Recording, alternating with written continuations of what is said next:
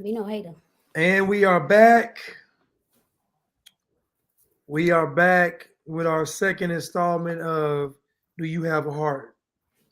And we're talking about the Hart family tragedy. Uh, my name is Free Blanche, and the other host is Erica. Erica.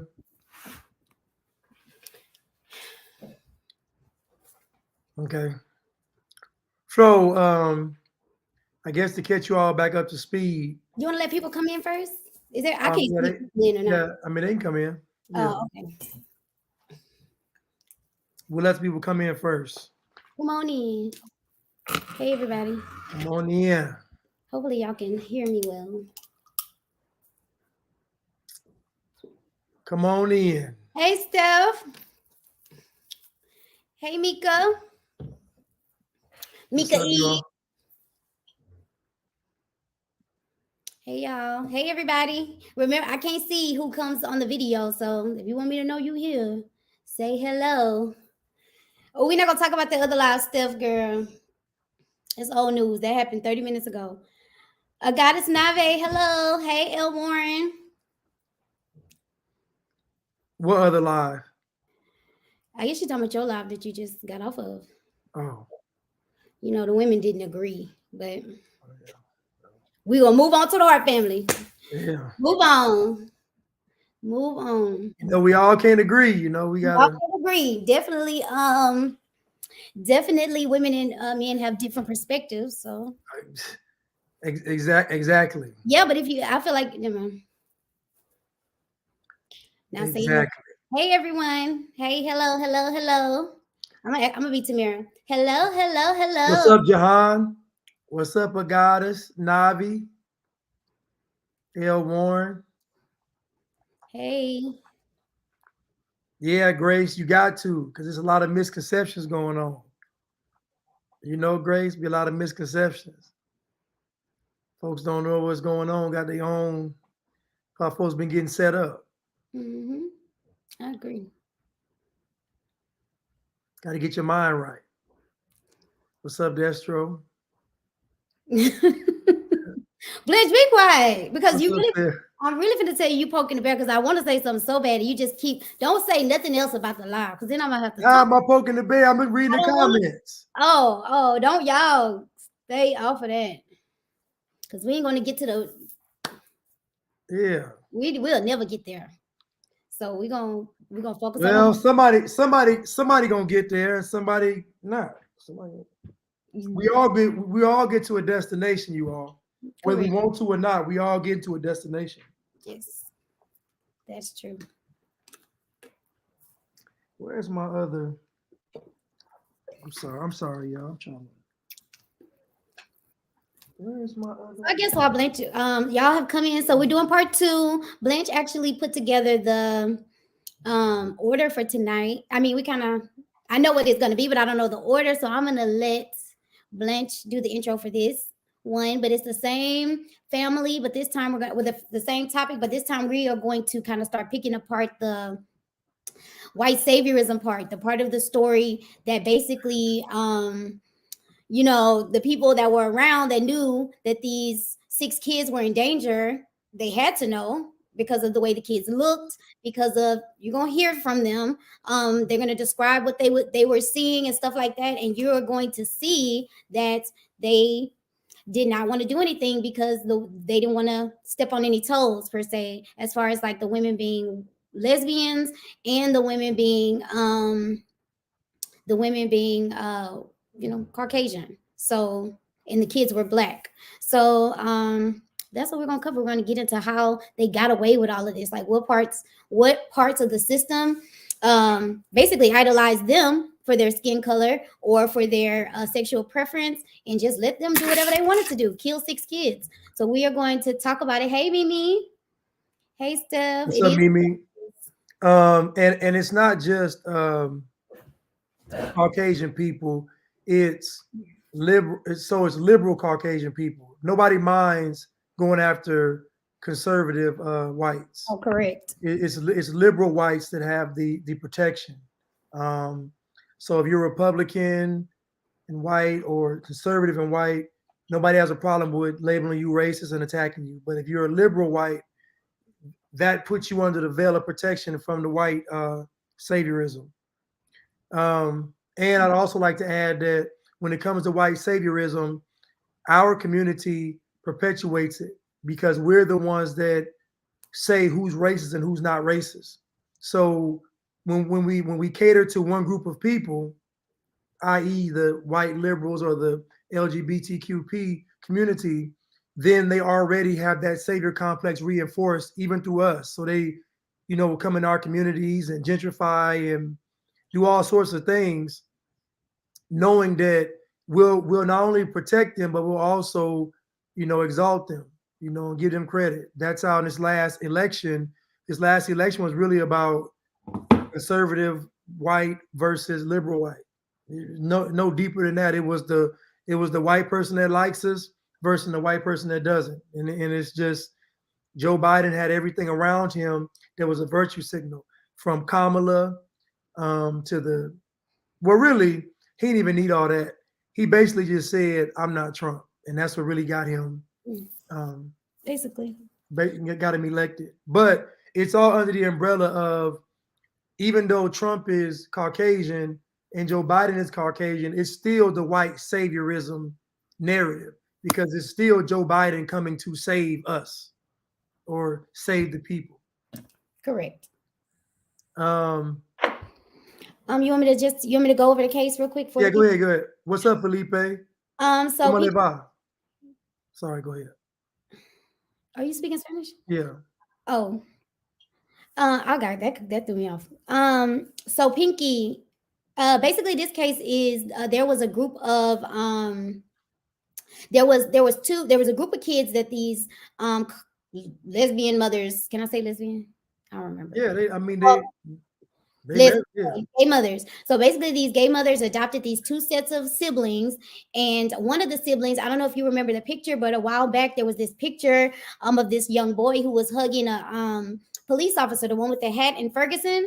I don't know if you remember that little boy, but he was one of the six siblings. He was one male in one group because they adopted two sets, and the parents ended up driving them and the parents off the cliff. And the little boy was all over the news with the picture during Ferguson. But this case, it's crickets. Nobody's talking about it, and we surmise it's because of the protection that liberal whites have. It's because of the protection that the LGBTQ community has. They don't do bad press, and they literally don't care if six kids died. They're going to ignore it because, you know, it is what it is, and they don't want to paint those people in a bad light, because how are you going to get laws passed that support gay marriage, that support LGBTQ rights, and give y'all the civil rights that y'all deserve if y'all here killing kids? So their end goal is to, I was about to say something wrong, I think, but their end goal is to basically get right so they can do what they want to children, in it, to put it in a better, to put it in a politically correct way. But so they get protection, and we just want to show that that's what's happening in this case, because this case also was slightly what's the word, Blanche? Like point, they lightly talked about it in Atlanta last week. There's an episode of the show Atlanta last week where they kind of insinuated that the little boy with the hat survived. Oh shoot, I just saw that. Okay, keep talking. I'm gonna find that picture because I just had it. Definitely cold. So it's a cold case. I would say, if you guys didn't know, the little boy hasn't been found. So Devontae's body is still missing. And we talked last time about, hey Edna, we talked last time about the fact that they might have done something special with him because he was the one that they were basically kind of treated like a pet, had him dressed up, had him going out asking for free hugs, doing all these things that made him seem like a prop. So we believe that they may have done something with that with Devontae, because they haven't found him as of yet. So the show Atlanta kind of insinuated that he got away, that he jumped out the back of the van before it went over the cliff. But we all know that that is probably not true. 99, 100% not true. Well, yeah, that's not true at all. Not true at all.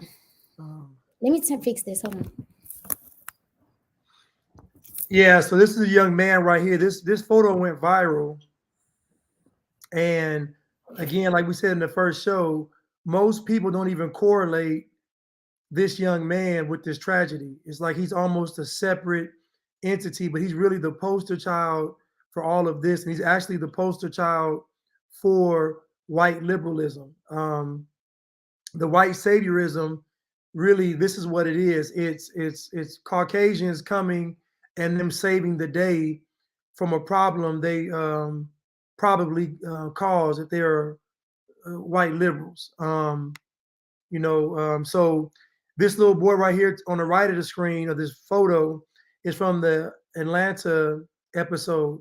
And so basically in the episode, this little boy, since they couldn't find his body, I guess the theory is that he jumped out of the van before it went off the cliff. Um, I doubt that happened. He probably wasn't even in the car. He probably, no telling what they did to his little boy. Um, but the whole part one or part two is about white saviorism.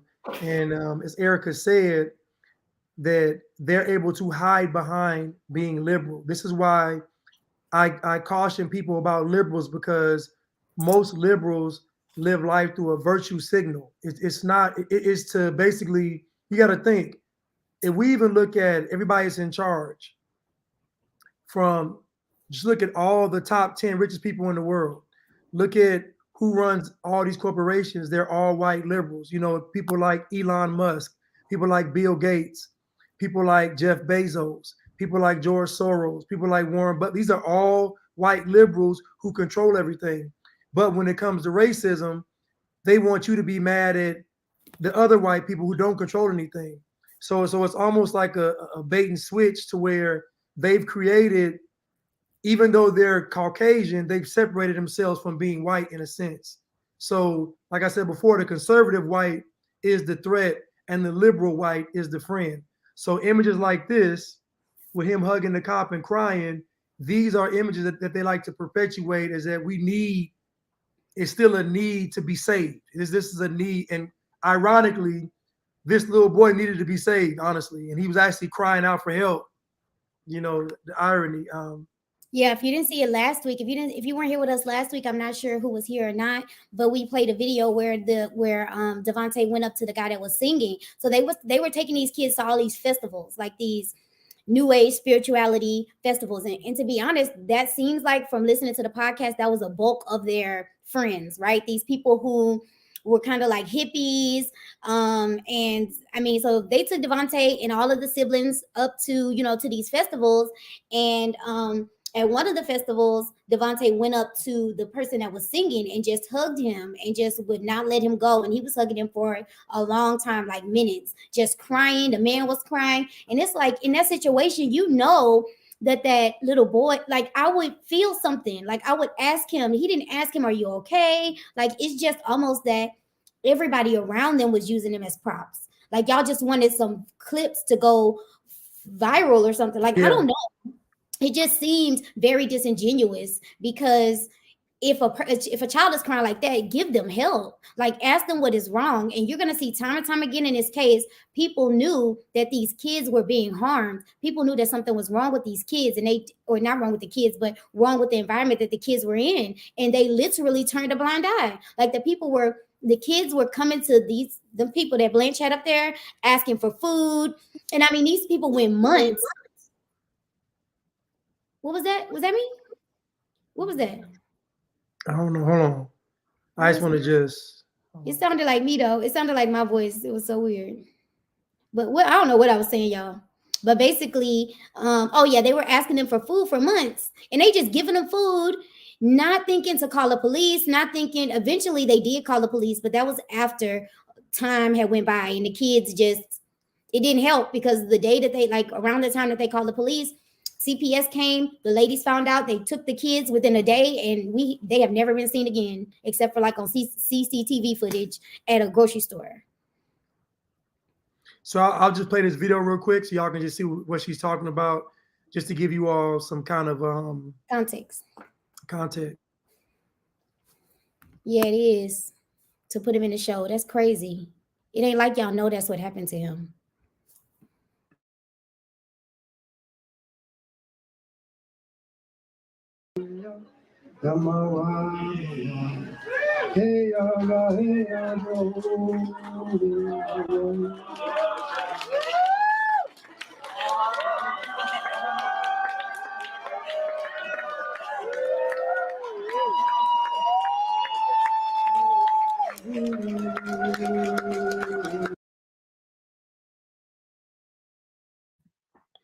And I want to stop it real quick.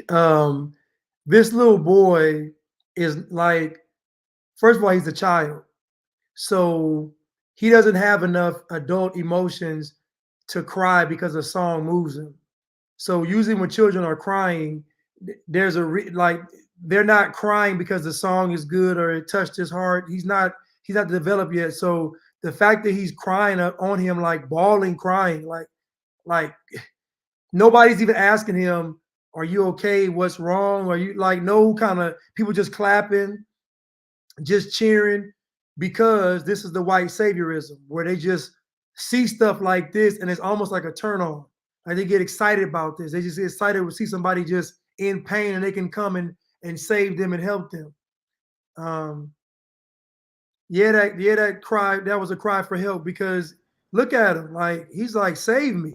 Yes. He's just hoping somebody, and think about it, he's doing this with men. Right. So he's looking to men to try to save him because he's in a house full of two women. I'm sorry to say, estrogen on 1,000. Um, they got that whatever spirit it is. I mean, it's just chaos in the house. Could you imagine just women all day and they torturing you? Like you looking for a man to try to like, please get me out of here. Like and these children never allowed to even be children. Like he wants to play with young other boys. Like what about just having, I don't know, man. So all that emotions come out when he sees every time he saw a man, this is what came out. Mm-hmm. Wanting a father figure, longing for someone to just talk to. I mean, I couldn't even imagine just being in a house with them Yeah, and they that's evil and wicked. So we're not gonna say they was stressed out. definitely. I can only imagine how probably they tried to overcompensate. It probably made it even worse because you have these women over here trying to overcompensate and be men. You know what I'm saying? Like the one that was the most aggressive was the one that was the man in the relationship, right? So I can't even imagine what kind of wicked stuff that she was like. Imagine you want to be a boy, technically, right? A little bit, like that's what you desire to be. And I am a boy. She probably despised these boys. You know what I'm saying? She probably wanted to use because they personally asked once again, and we have the audio this time of where they asked specifically for a boy in each group. It's like you want these little boys to torture them, like you. I couldn't even imagine what these kids are going through. And these clowns sitting up here just hugging him. Like if a kid came up to me, and I'm sure everybody in the chat will agree, if a kid came up to you acting like that, I'm gonna have some questions. I'm gonna have some questions for the kid at least. Right. I'm gonna find that kid. I'm gonna pull that kid to the side and I'm gonna talk to that kid. Like, what is going on? These people just want to virtue signal so damn bad, so darn bad that they totally disregard, which is what they're doing today. Totally disregard what's right in front of you because there's something that you trying to get out of it, and that's the epitome of evil. He evil too. All of them. And you can't tell me that this young man wanted to walk around in costumes all day. Like you can't tell me that he like you.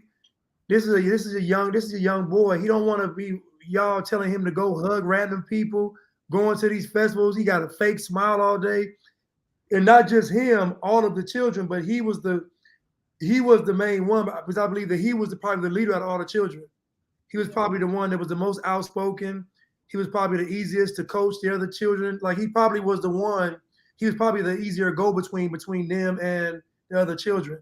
Mm-hmm. Um, And the other kids, I think some of them had like intellectual disabilities and stuff like the old like Marcus did. I think a lot of them, right? So he literally was the one. Like when you hear these DeKalbs, which is the couple that Blanche is gonna play, when you hear them talk about how smart he was in there asking for non-perishables. He was like, "No, I don't want that." Like now they talking to him, right? So they giving him the food. They're doing what he's asking, but y'all not asking why he's asking for any of this. Y'all just giving it to him. And but he was literally they'll say that he was asking them, no, I need stuff to go on the run. Basically, what is the kind of things that he was asking for, things that they could take in a backpack and go. And y'all just So it probably makes sense that they had to get rid of him first correct. because he was probably able to influence other children. So he probably had something separate done to him just based on his influence. Because when they planned on doing a little trip, they couldn't have somebody like because he might have figured it out.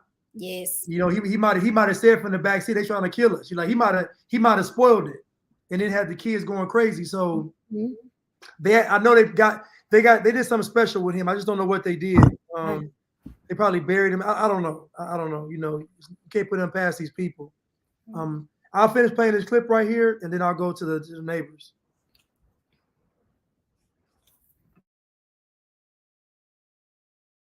I know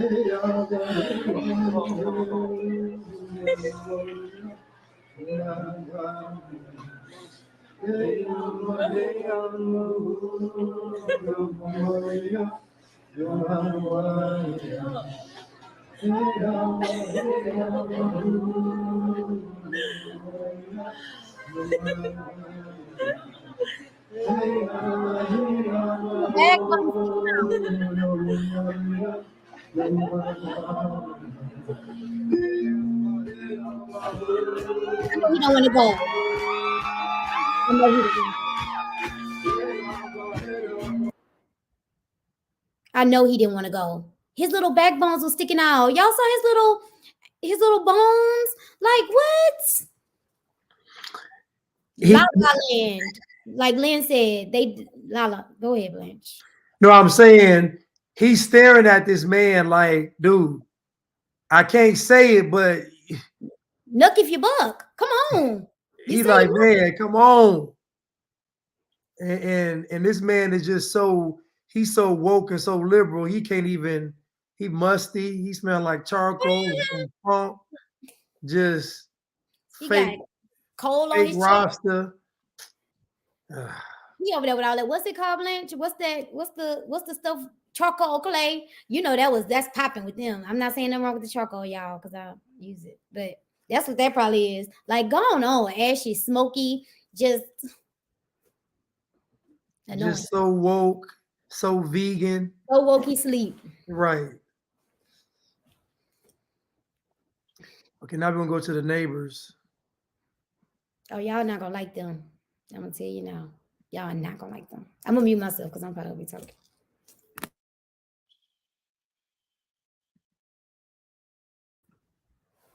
Yeah, he stank. He stank too. Look at him. Look at the hair. That's what he get. That's what you get. We can see through your hair. Evil self. Mute myself. I'm about to play it, y'all. And I'm probably gonna stop it and maybe midway through.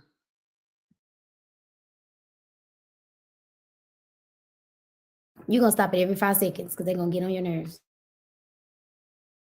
Well, I mean, we had an incident before with an evening situation that made Dana very concerned about what was going on next door. And then about a week ago or so, one of the children came over and started asking for food. And it went on for a period of time until we kind of determined that he was probably reaching out. And we determined that we should call the Child Protective Services, and that's what we did on Friday. You said he was asking for a lot of food. Yeah, a lot of food. I mean, it started out very, yeah. Tortillas, and it ended up a case of food, multiple, cured meats, um, non-perishable food items, Right. and was asking that we not tell his mom and to hide it and put it by the fence so he could get to it. And that they were withholding food from him as punishment. Oh, You know it was It was Devontae. definitely. You guys have shown us pictures, and we've talked about that one, that it was Devontae for sure. You told me you were a little surprised when he said he was 15 because he was small. Well, they were all small. I mean, the one girl who was 12 looked like she was 7. Both of her teeth were missing, front teeth, and we questioned, what's up with the teeth thing, and they said, well, she didn't want them replaced. We thought that was a little weird, but anyway, they were all very small. Who don't want their teeth? Who don't want their teeth replaced? Who believed that? Who believed? What 12-year-old child doesn't want her teeth? Stop playing with me. Her 2 front teeth. Stop playing with me. Like, come on, you trying to play us for the fool. You and y'all sitting over there trying to pass this story off like it's real. Y'all dropped the ball. And I agree. They should be in jail. They should be in jail. They should be held accountable. That's child. These kids died. I could see if the kids got found later, or like these kids is dead. And y'all over there giggling. He got a spider on his shirt. She looked creepy. Both of them look creepy. I wouldn't even went to that neighbor. I would have went to another neighbor. They should have tried multiple neighbors. When I wish they would have. Because when these people didn't work out, I wish they would have went to the next and the next and the next until they got what they needed. Because Right. What? And you have the audacity to come on TV smiling and saying it definitely was Devontae, like he's some sort of celebrity. Like that I don't know. Did you get that vibe? Like he just they want to be a part of the story. Y'all should have really been a part of it and saved his life. Well, they already feel absolved because they called. So they're gonna say we fed him and we called the police. We called CPS, so we good. But again, this still stems from the white saviorism, white liberals, because nobody wanted to step on the toes of these 2 lesbians. And that's the problem. They kept getting a pass because nobody wanted to seem racist because of the children or homophobic because of them. So again, that white saviorism is hiding behind that liberalism. So in other words, you can't really critique them because they're under the umbrella of the LGBTQ on one hand and then the BLM flag on the other. So they got 2 flags waving. What you gonna do? And you ain't got no flag. And the thing about it is the other thing, Blanche, is that what'd you just say? Because it was something I want to say about it. What just came out your mouth? About the both flags waving, or they hid behind. Oh no, they couldn't be held accountable. Yeah. I also think that the social media, I feel like that lady was manipulative. She knew she was abusing those kids, so she used social media as her cover. That's why social media is dangerous. Listen, y'all, if y'all don't see y'all family members, don't just assume they're alive because they post on social media. Like you're supposed to go one step further. Like a lot of their family members, or they have family that they mess with, but a lot of their friends were saying that they thought everybody was okay because they would post on social media. Girl, I can make up anything on social media. And like you're gonna see that the stories that she would tell would paint them the moms and the kids as victims. Like the kids were being racially profiled, like they were being racially profiled. They even used the picture of Devontae as somebody started stalking him and all this stuff because of that. And because Devontae is black and I don't know if you're gonna play that clip, Blanche, but we can play it maybe the next time about where they were talking about that, about the Facebook and the things that she would post on the Facebook, saying people said things about race to the kids. Like it just all seemed fake. And it was just all used as a buffer because a lot of their friends probably felt if you're going through all this, I shouldn't meddle. Really. But when all honesty, it's all made up, it's all lies. And these kids was skinny as I don't know what. Like, how y'all don't see that? That's irritating. Right.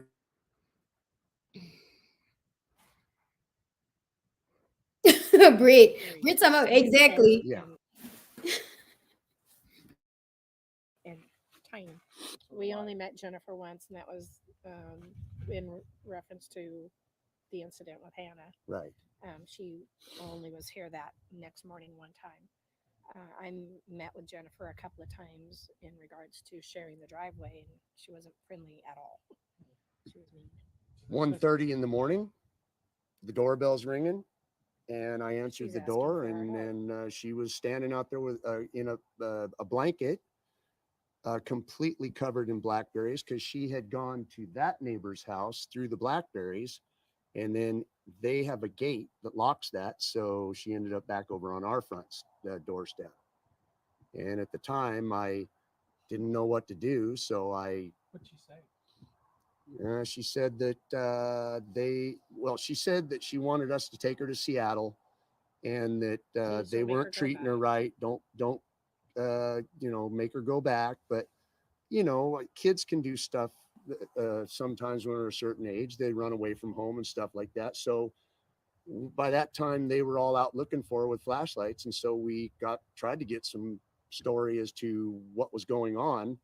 And of course, they told us what we wanted to hear, I guess. And life went on for another 8 months. And here we are today. I did. Well, once she heard they were When I from saw that it West said Lynn, 2 women from Westland and 3 kids, my gut was it was them. Yeah. I don't know why. I just knew it was them. Probably because the fact that they took off and never came back, and they aren't people that usually leave anywhere. Probably because I really believe they were evil. The only time you saw Devontae was pretty much the only one we ever saw outside, and he was doing chores. Yeah. That's the only he time. did There the was no garbage play. and raked the leaves and all, stuff like that. But By anybody else himself. other than that night? Because they all came over the next morning with With a story. a story. And Devontae told us that they had lied and made us just to make us feel good that everything Hannah told us was true.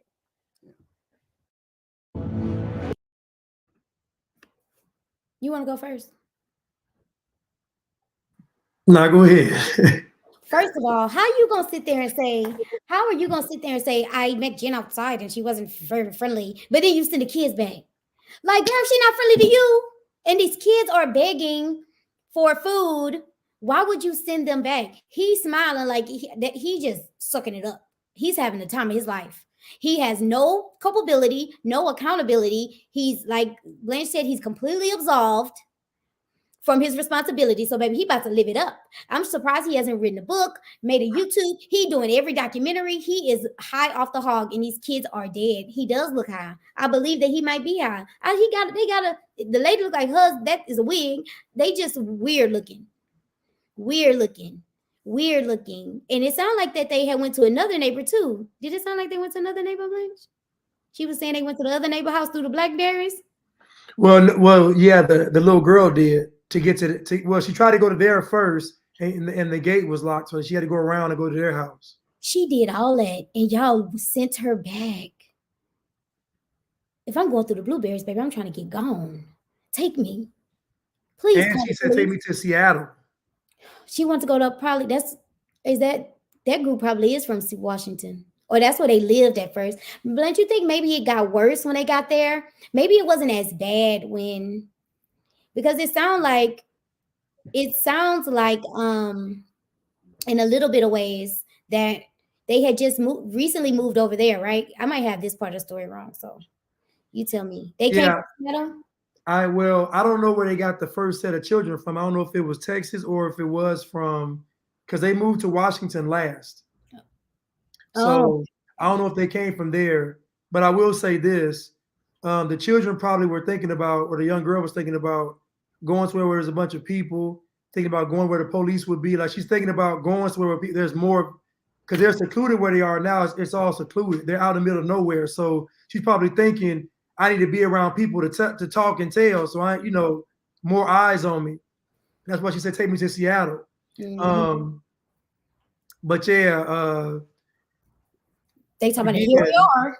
It's been 8 months and here we are. Like they just showed up. Like y'all ain't had nothing to do with it. Like you just popped up in this case. Y'all fail those kids. Like the lack of accountability is mind boggling. I would, if those kids died, I wouldn't have did what they did.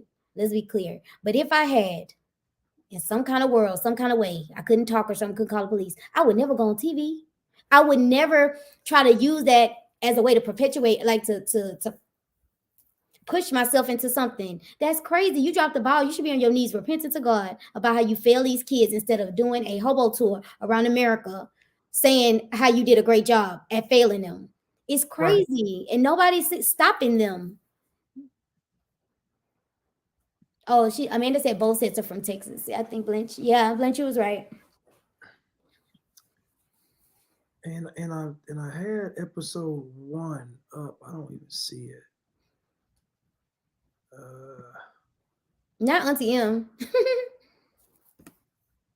Stephanie said, "Ain't no, I don't think so, Steph. I don't know if you being silly or not, but I don't know. I personally think that they did something to Devontae first. Like Blanche said, I feel like, maybe I mean he was the one over there getting food, so maybe they really did do something to him by punishing him for that, and then they ran off with the rest. But something happens. Oh, Amanda, okay. So when we make mistakes, well, when I make mistakes, because sometimes I be having little details wrong, correct me, girl, because we want to put the truth out there.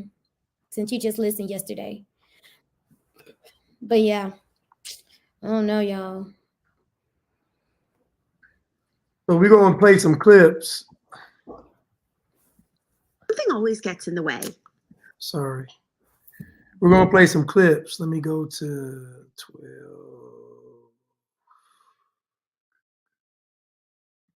Okay.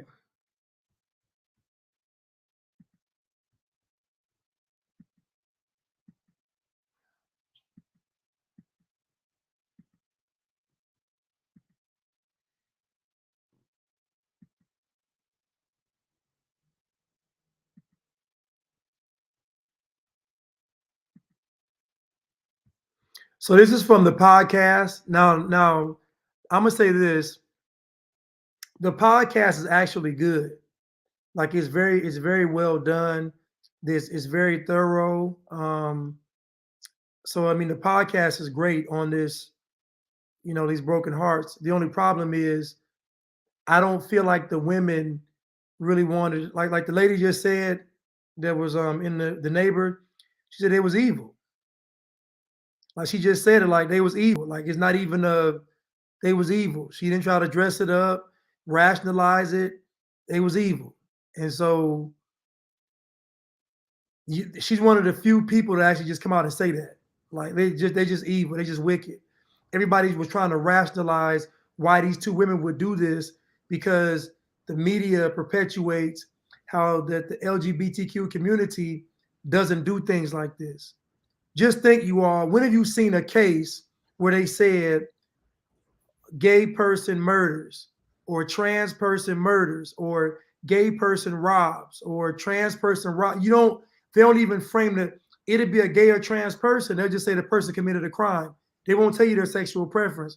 But if it's a white person doing something and it's against somebody of color, they're going to specify and say white, male, or female. Prime example is this story right now with the girl from, yes, the guy's Nigerian and the girl stabbed him to death, his girlfriend, and everybody's making it about race as if this stuff don't happen all the time. Domestic violence happens a lot and murders happen often as well, where crimes of passion happen where the man kills the woman and the woman kills the man, or the man injures the woman, like this stuff happens. So she murdered him, and everybody's making it about race. I'm like, why would she be with the man if it don't make any sense? Why would she be with him if she's racist? We don't even consider that she could have did it because she was crazy, or that she was just insanely possessive, or whatever the reason was.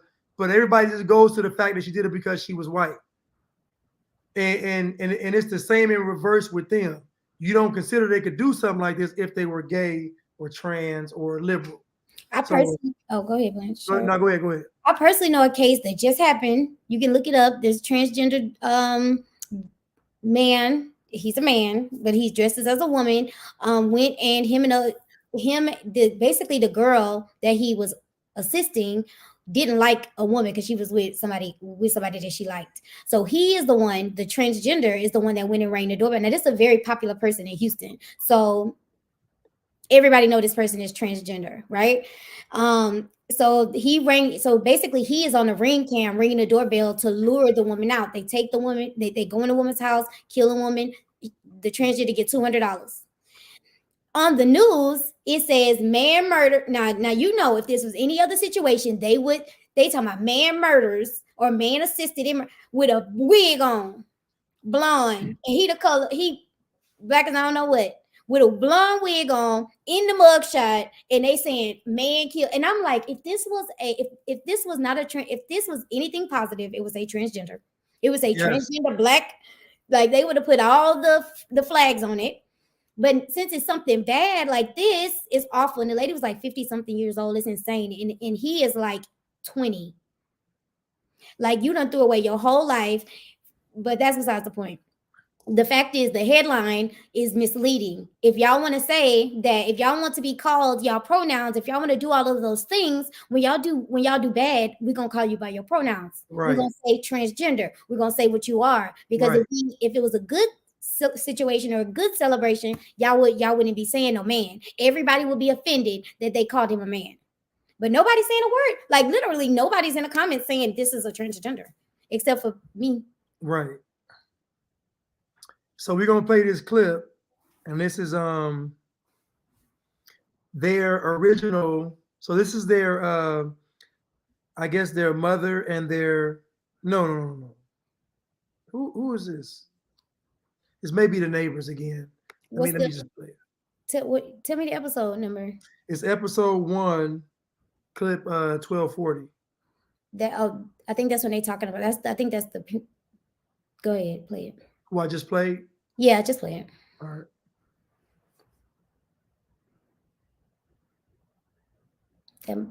I think that's the neighbors. Don't make me go back there. They're racist. They're abusive. You know, and we're just going, oh, you know.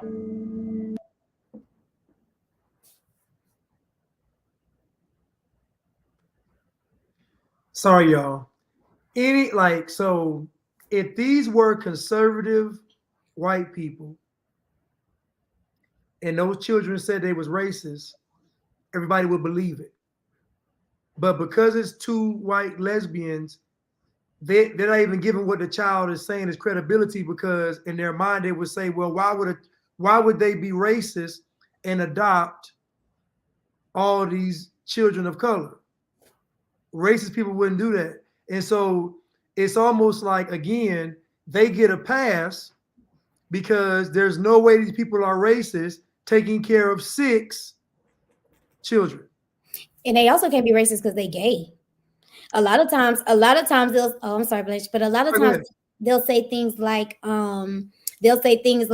you know, almost it's like a virtue signal, like you said, like gay can't be bad, like gay people can't do bad things. That's why virtue signaling is so powerful. That's why they want the LGBTQ community. That's why they give them things to virtue signal about, because they know the power of it. Because we literally will not judge the character of the person. We're going to judge the label or the identity of the person. And that is so dangerous, because just because you black don't mean you good. Just because you gay don't mean you good. Just because you light skinned don't mean you good or white or nothing, none of that. It's about your actions and the fruits that you're producing in the world. That Right. is what shows that you're good. And they fruits, y'all should know they fruits. They got 6 kids and only one of them you've ever seen. That's the fruit. One child doing all the chores, that's a red flag. Especially you like it's 6 children, but you only see one and they only have one child doing outside chores and he's one of the smallest ones. Like all this stuff should be a red flag to people. It doesn't think about it. This is how you know when the devil is present, when something doesn't make sense, because God's not the author of confusion. So when you see something that doesn't make sense, it's not making sense because the devil is it's evil. It's not right. So, because God is a God of decency and of order. So when you see one child doing all the yard work, that should be, wait a minute, this don't make, something is wrong. Why would 6 children and be in the house but only one child is working? And then when you even see the child, you can tell clearly that he's malnourished, he's undersized. So you know something is wrong. Like your gut is telling you something's not right, because there's no way this child's gonna come to my house and accuse these folks of being racist and starving him. Why would he lie about that? Like that's I don't know, you know. Let me real quick, Blanche. I'm gonna answer Mimi, Amanda. Amanda said, "Are we sure that they really lesbians?" Just real quick, Amanda. I'm not sure. I don't know. I just listened to a part today of that podcast. I know you just listened to it, where one of the friends was saying that she didn't think they was gay. She didn't think Sarah was gay. She said she thinks, or this was in a documentary. She said this, that she thinks that Sarah, which is the one that wasn't the aggressive one, the one that worked, funny, the one that worked, she that she thinks that she got into a bad situation and couldn't get, that's an excuse, but she basically said that she didn't think she was gay, and she did not think that she wanted to be where she was at, and that she probably just didn't have a way out. That's what the friend said. But I Which think one? The one that worked?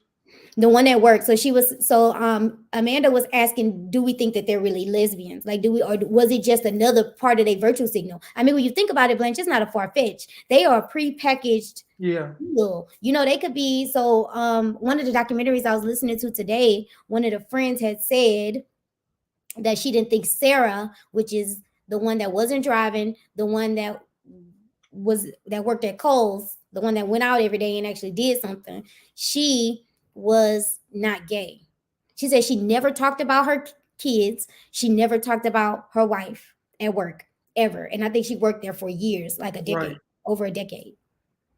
Girl, what kind of mind trap you in, baby?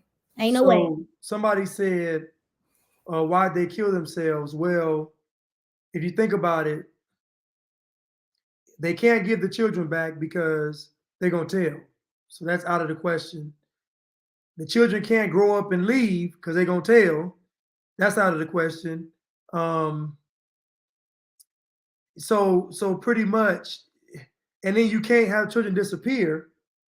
There's another thing. They almost put themselves in a box because they posted on social media so much to where the kids can't just disappear, because you've built your whole identity around these children and you raising them and being such great moms and great parents. So it's almost like, what other choice do they have but to really kill themselves, because they couldn't, what were they gonna do?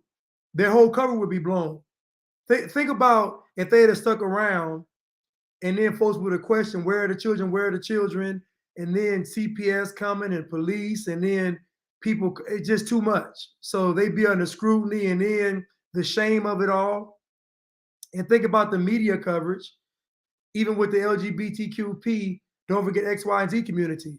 Think about, how do you have a whole trial with them and you avoid mentioning that they're lesbians? It's gonna be impossible.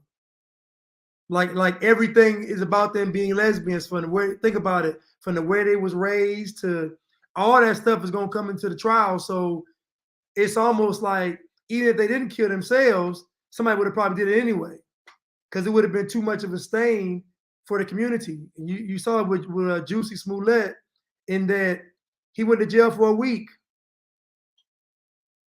They don't do, think about it, they don't do negative press. So even if he gets proven guilty, the fact that he's out of jail makes the average person think he's innocent because he's not locked up no more. So, and I guarantee that case will get overturned. I guarantee they're going to exonerate Juicy. I'm telling you, I just know how they do.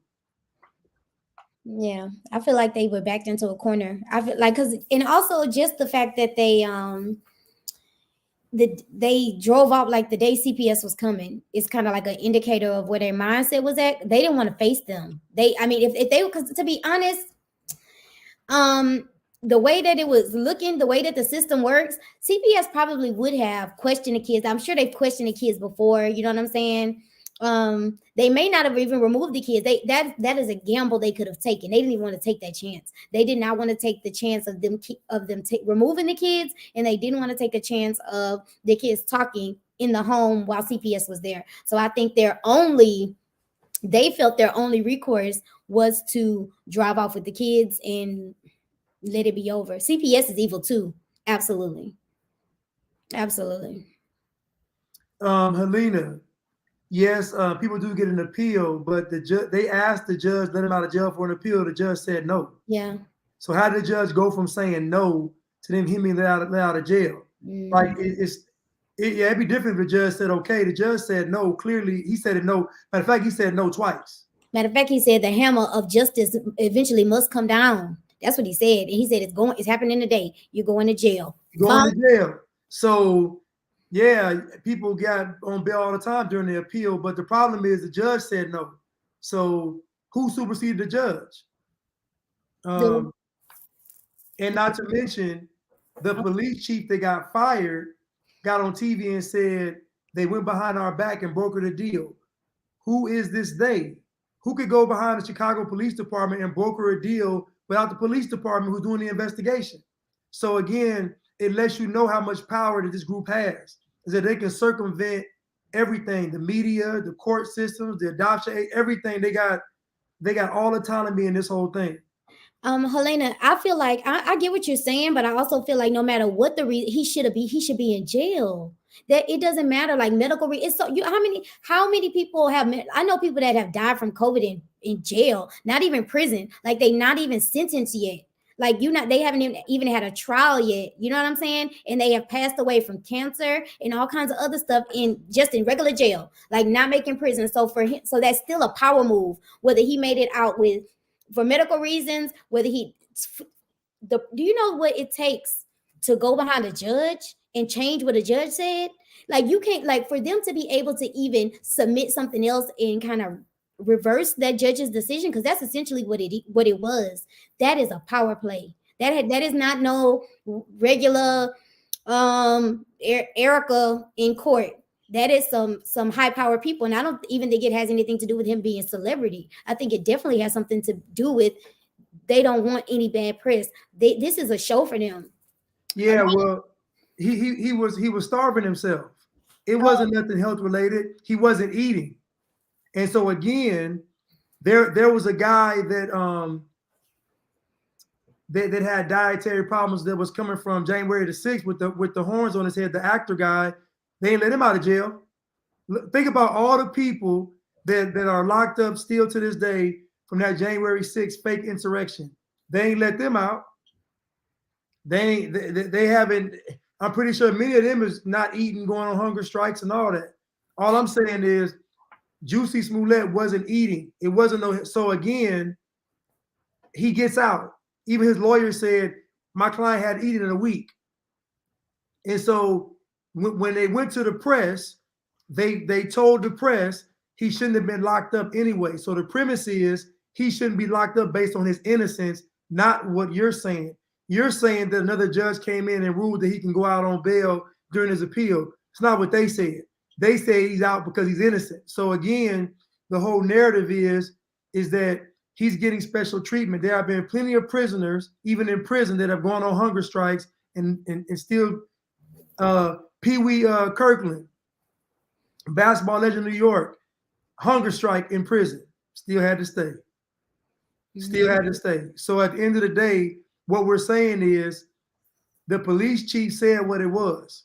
They went behind our back and they brokered a deal.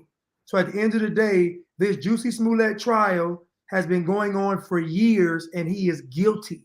Like it's so much. Think about all we've done with this trial and he's guilty.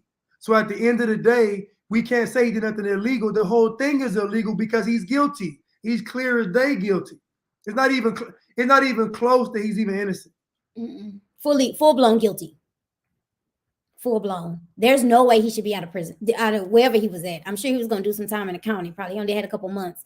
There's no way he should be out. He's supposed to appeal for what? Do yours. Like, there's no reason to appeal. Let's be clear. I know that you get your appeal. I know you get your opportunity to, but he shouldn't even be. You know how long it takes most people to get appeal? And they be on death row?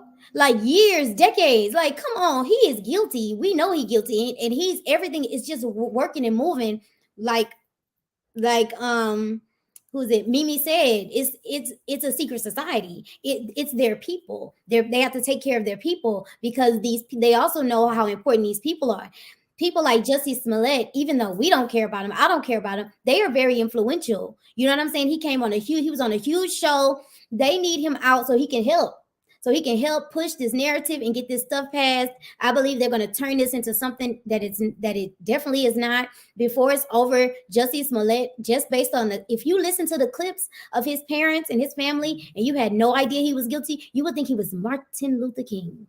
Like the way that they were saying it's an injustice. I was like, am I in the Twilight Zone?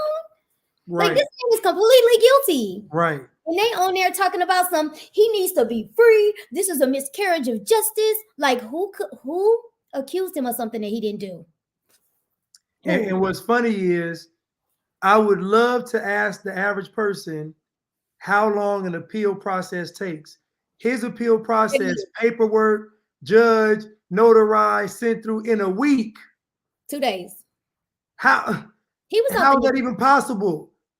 The paperwork don't just go to the person, they do it right there. No, that paperwork goes with a stack of other appeals. Then it's almost like that appeal got walked to this specific judge. He or she signed off on it, went back like in a week. That appeal got passed over dinner. Right. Find this for me. They had their whiskey and their ice. Right. You know how they do. He probably had 2-3 cases in his folder. They sat down, they drank, they ate, they passed their paper, they signed their paper, they laughed and went home. And Jussie got free the next day. Like it's just because it had to be a backhanded deal like that because it's not no legal process deal. It wasn't him come to court. It wasn't him get bussed to the court like me. Get bussed to the court, had to sit in the back, wait for the judge. It wasn't none of that. It was none of that. It was, I thought you said he was out, his bond or whatever it is. It didn't happen it didn't happen in court. Did he even go to court? No, he hasn't had the appeal trial yet. But but mark my words, it's going to get overturned. They're going to make him innocent. Mm-hmm. Like at the end of the day, all this stuff is a sham. And nobody, listen, it is what it is. They got the juice. Literally. Let me finish.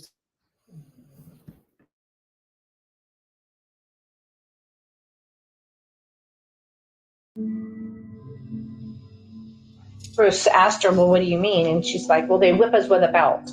And he was like, well, I've been whipped with a belt, trying to think, And in the meantime, I'm trying to figure out where she came from because we don't know she lives next door. I noticed that the whole family was outside looking for her with flashlights. And she was freaking out. And I'm like, you know what? They're coming. I have to figure this out. Just stay put. They came in and they just kind of pushed their way in too. Sarah and Jennifer did. And they, started going around looking through the house and went up to this bedroom.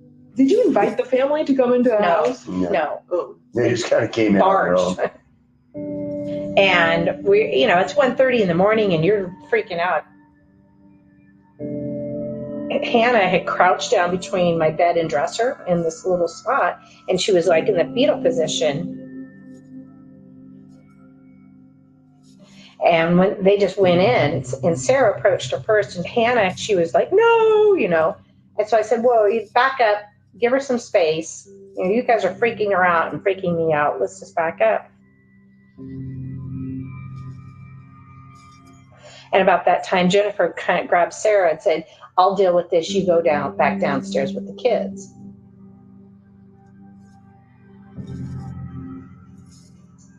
So Jennifer started talking to her and, calming her and being all nice and stuff. So I thought, okay, I'm going to give him a minute. And so I left the room, regretfully.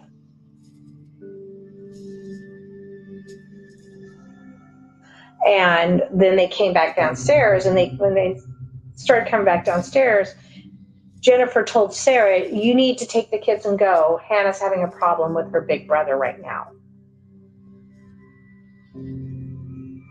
And we were like, what? Her issue wasn't her brother at all. What do you mean? So that kind of was a little bit weird, but I don't know. So they sat there saying, you need to tell these people you're sorry. Yes, ma'am. And you need to explain to them you just had a really bad week. Yes, ma'am. And she just constantly was looking at Jennifer, never even talked to us. It was just robot. And so they ended up leaving. Now it's like 2:30 in the morning. You're trying to figure out what's really going on here, and I guess it was just beyond our imagination. For a variety of reasons, the DeKalbs wouldn't call the authorities until nearly 6 months after the incident. But that didn't stop her 80-year-old dad, whom she told. Oh, I was trying to tell you that grandpa was next. The fact that she said, oh, I don't know. We were trying to figure it out. Girl, the police will figure it out. Call the police. They will figure it out. I promise you they're going to get to the bottom of it. Why are you trying to, is it beyond your imagination where the police have seen it all? All of those are reasons why you should call the police. You're trying to use that as a way to worm your way out of why you didn't call the cops when all of them are very valid reasons why you should have. Right. All of that is their job, ma'am. And correct. Again, if it was me and I came to the house and the little girl was trembling, they would not let her leave with me. So and y'all wouldn't let me walk in y'all house either. So you only let them do this because that you're afraid of the backlash. And no different than somebody get on TV and saying Juicy Smoulette's guilty. You know that everybody, every woke network, every woke person gonna come after you. So what they do is they almost bully and scare people into not doing the right thing. This is why the world's gonna fall, because they're gonna take it over. And they're gonna get rid of all morality, all character, all godly. They're gonna get rid of all of it. And at the end of the day, the woman even says, when they said it, she got into it with her brother, right there, she lying.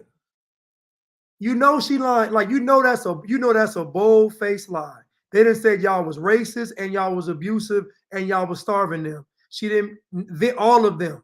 So, but even with the lie you heard, you still can't bring yourself to say, you know what, that's not what she told us.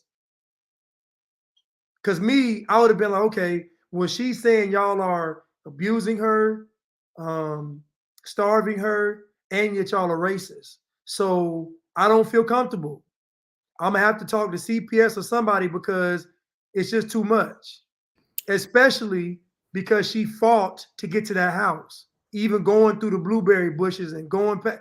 She did a lot to get over there with a blanket on. So that means she had to sneak. It's just a lot for me to just say, okay, y'all can go back home. It's cool. And it made me think, Blanche, that maybe it was something going on. Maybe because why didn't y'all want to call the police? Was y'all cooking meth? What were y'all doing in there that y'all did not want the police over there? It made me feel like y'all had something going on over there too. Like y'all, I don't know. I mean, it may just be simply that they were also nervous about, calling the cops on them, on those women because of the kids. But at the same time, you're gonna play the grandpa's tape. Based on what the grandpa said, y'all should have called the police. Like, I can't stress this enough. Y'all should have called the police. There was no reason. So what are y'all hiding? What they got on y'all that y'all didn't want to call the cops? Y'all have only seen visibly one child cleaning, doing chores outside, and then these people just start running over and jumping out of windows, missing teeth, non-perishable food, canned meat, like all of that is red flags. Where are the red flags? Because that is ridiculous. And I just feel like like you were saying, Blanche, just to kind of piggyback off of you about the morality is going to be gone. Like, look, this happened before we had any type of Supreme Court justice nominee that was soft on pedos. Let's be clear. This kind of so the cases that she about to start making her decisions on, can you imagine? Can you imagine what's going to be going on if they can get away with this? Those people, everybody should have been charged. Definitely the neighbors should have been charged at the very least with child neglect.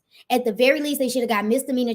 Make an example of them so the next group that come along won't do that. You have given people absolutely no reason to pick up the phone and call y'all. You basically saying it's okay. I guess, like, no, it's ridiculous. It's ridiculous. Okay, next is about to be so the woman and the man you just saw in her speak. This is the woman's father.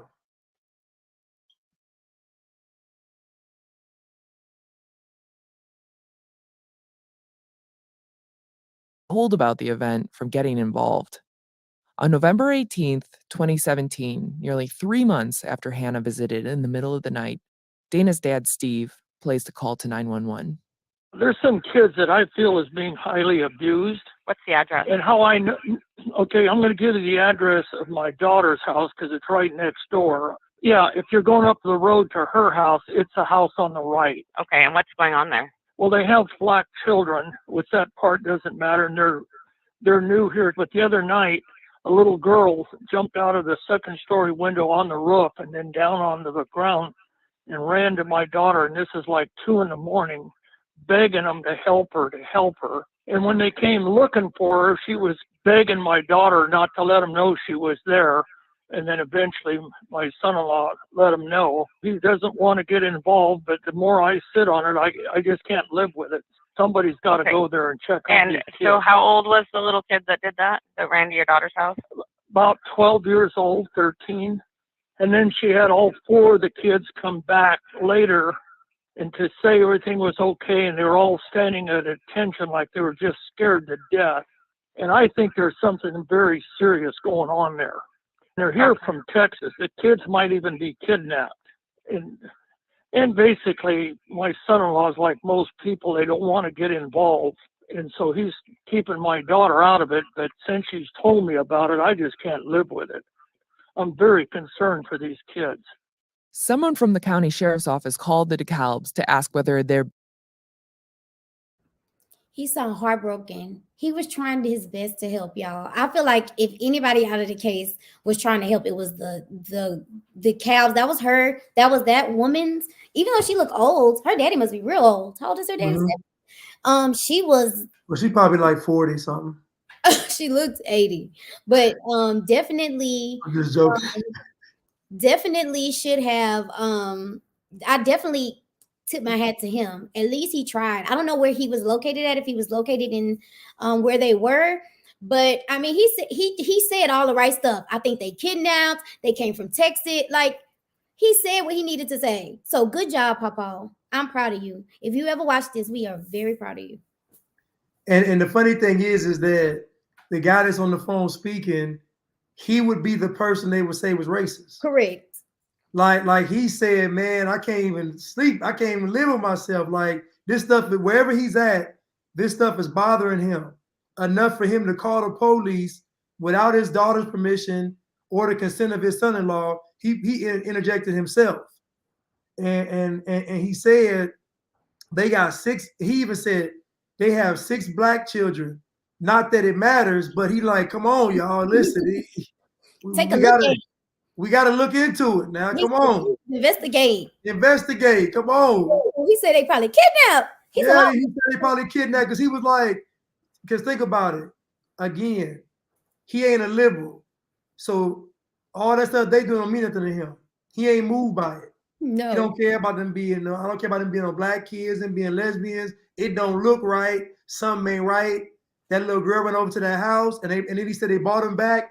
Had him back standing like they was in the military or something. Attention. He told me they was standing at attention. He couldn't believe it. He said, no. He said, no.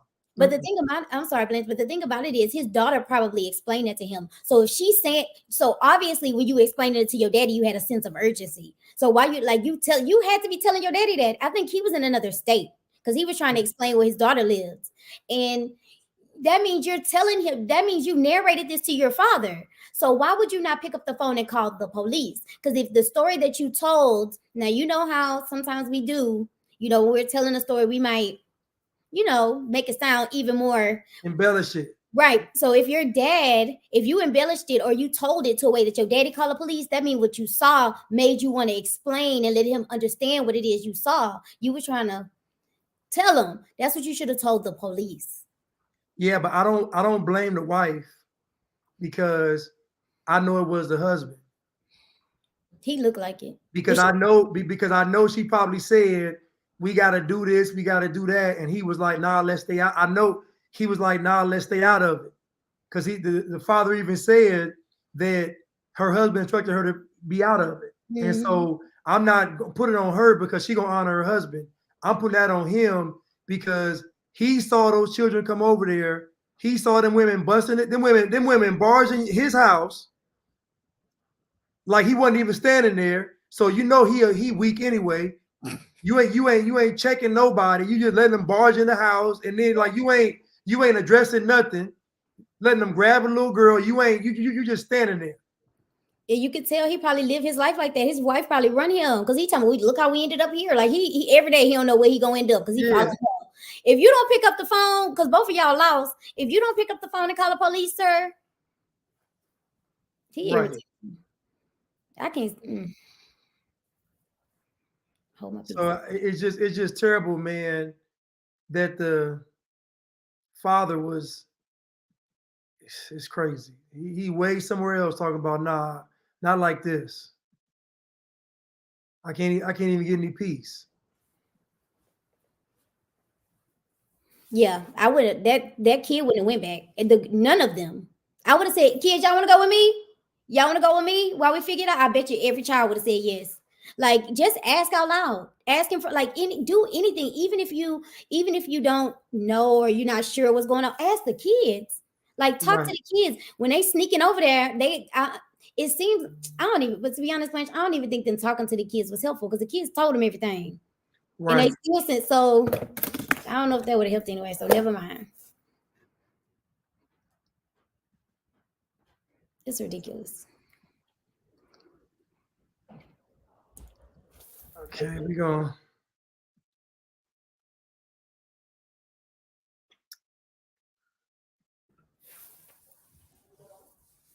So now we're about to hear from the stepfather and the mother of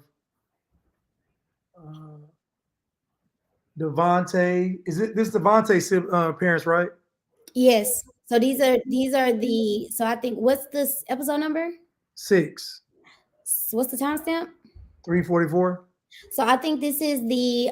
So this is going to be the social worker. Oh no, this is So this is going to be them telling how this is. So we're about to start talking about the adoption system itself, y'all, and basically the process that happened with this case. How all the people along the way, even before they got to Washington, dropped the ball on these kids. So you're going to hear from their family members and I believe it's a social worker. She worked actually, or an attorney for I think it was an attorney for the first group's mom or something like that.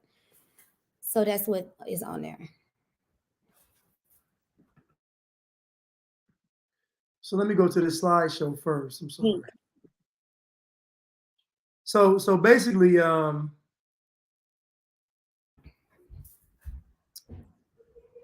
you look, can you see this right here? Because I'm on the other screen. I can see it. Okay. Me.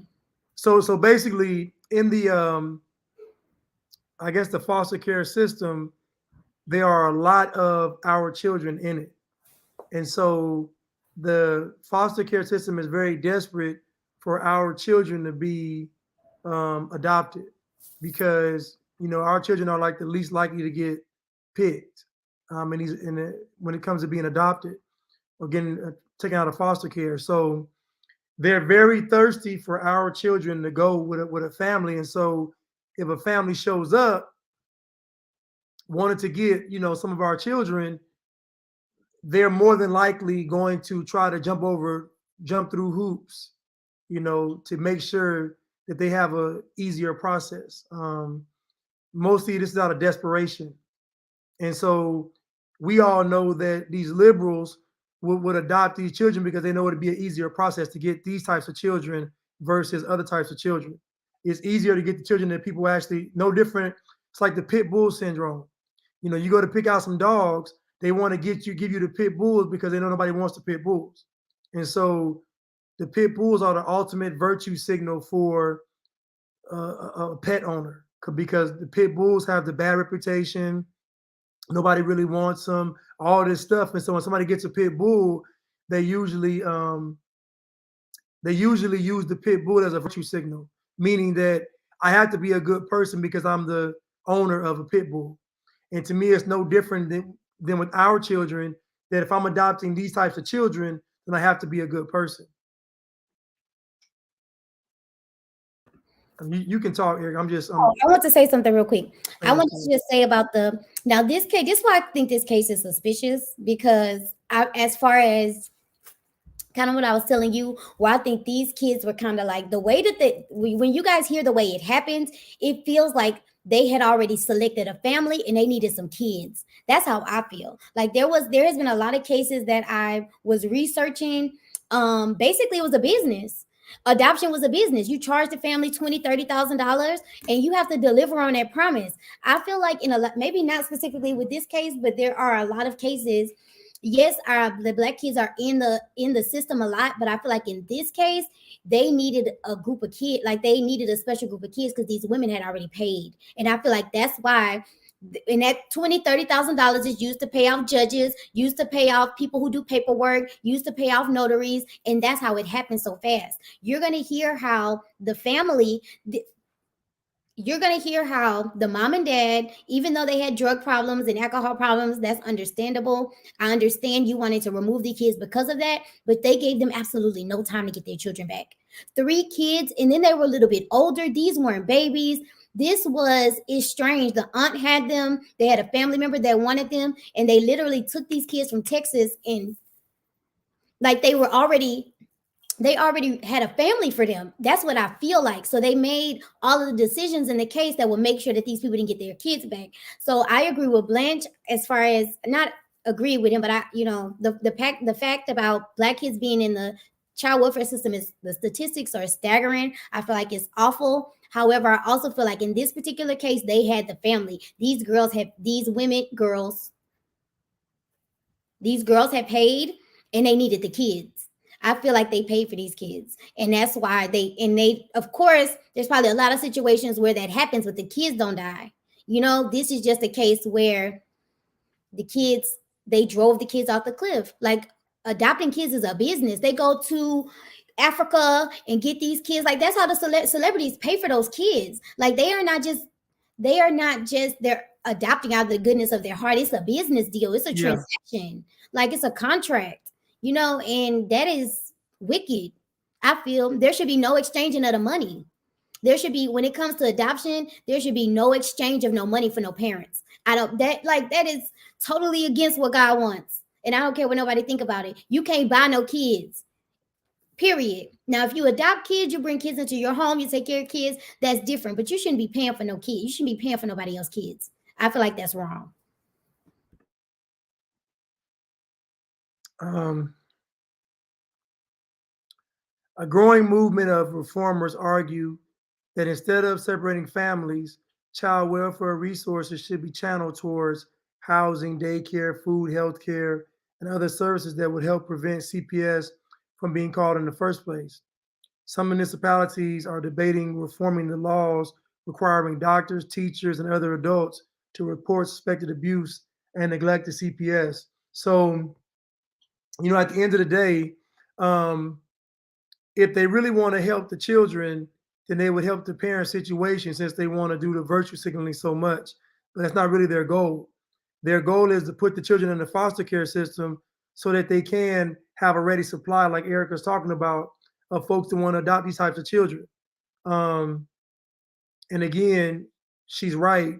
once these people pay, because you never hear about people saying we paid for the adoption and didn't get a child.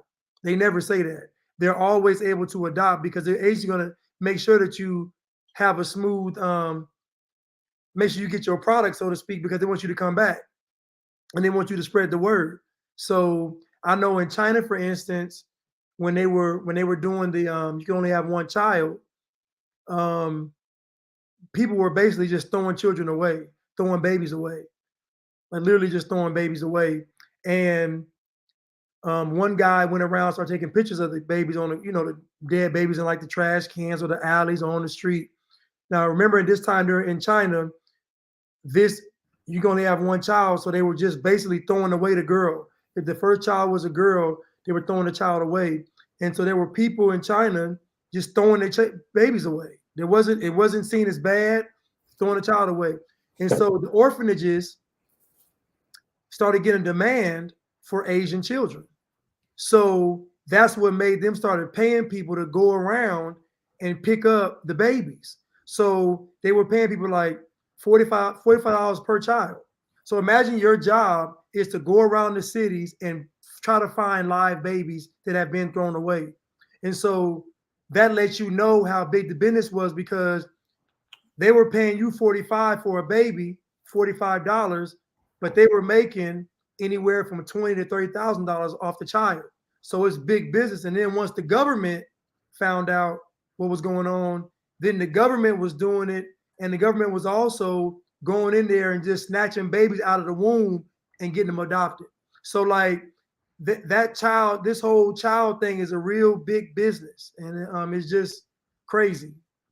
Because people gonna want what they want, and people want, what is it called, instant gratification. Yeah. You know what I'm saying? Not saying it like that, because I know it's people that can't have kids, but I feel like some of these people wave their money around, and look what happens. Look what happens in situations like where it's not done right. Like it wasn't done right at all, and you're gonna hear from the people when Blanche plays the audio.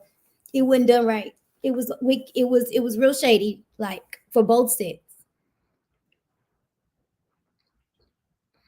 I agree, Kenya. Bless all the babies. Now, the number of Black children in the system continues to be staggering. Half of Black children, as well as half of Native American children, experienced a CPS investigation at some point during the first 18 years of their lives, compared to nearly a quarter of white children. 1 in 8 Black children spent time in foster care, a rate 3 times as high as white children. 3% of Black children experience termination of parental rights, compared with 1% of white children. The AJPH numbers paint a portrait of a child welfare system that casts a broad net, surveilling far more families than will ultimately require services or placement in. So basically, but there are contributing factors to this happening, and we have Black culture being one. So Black culture doesn't promote proper parenting.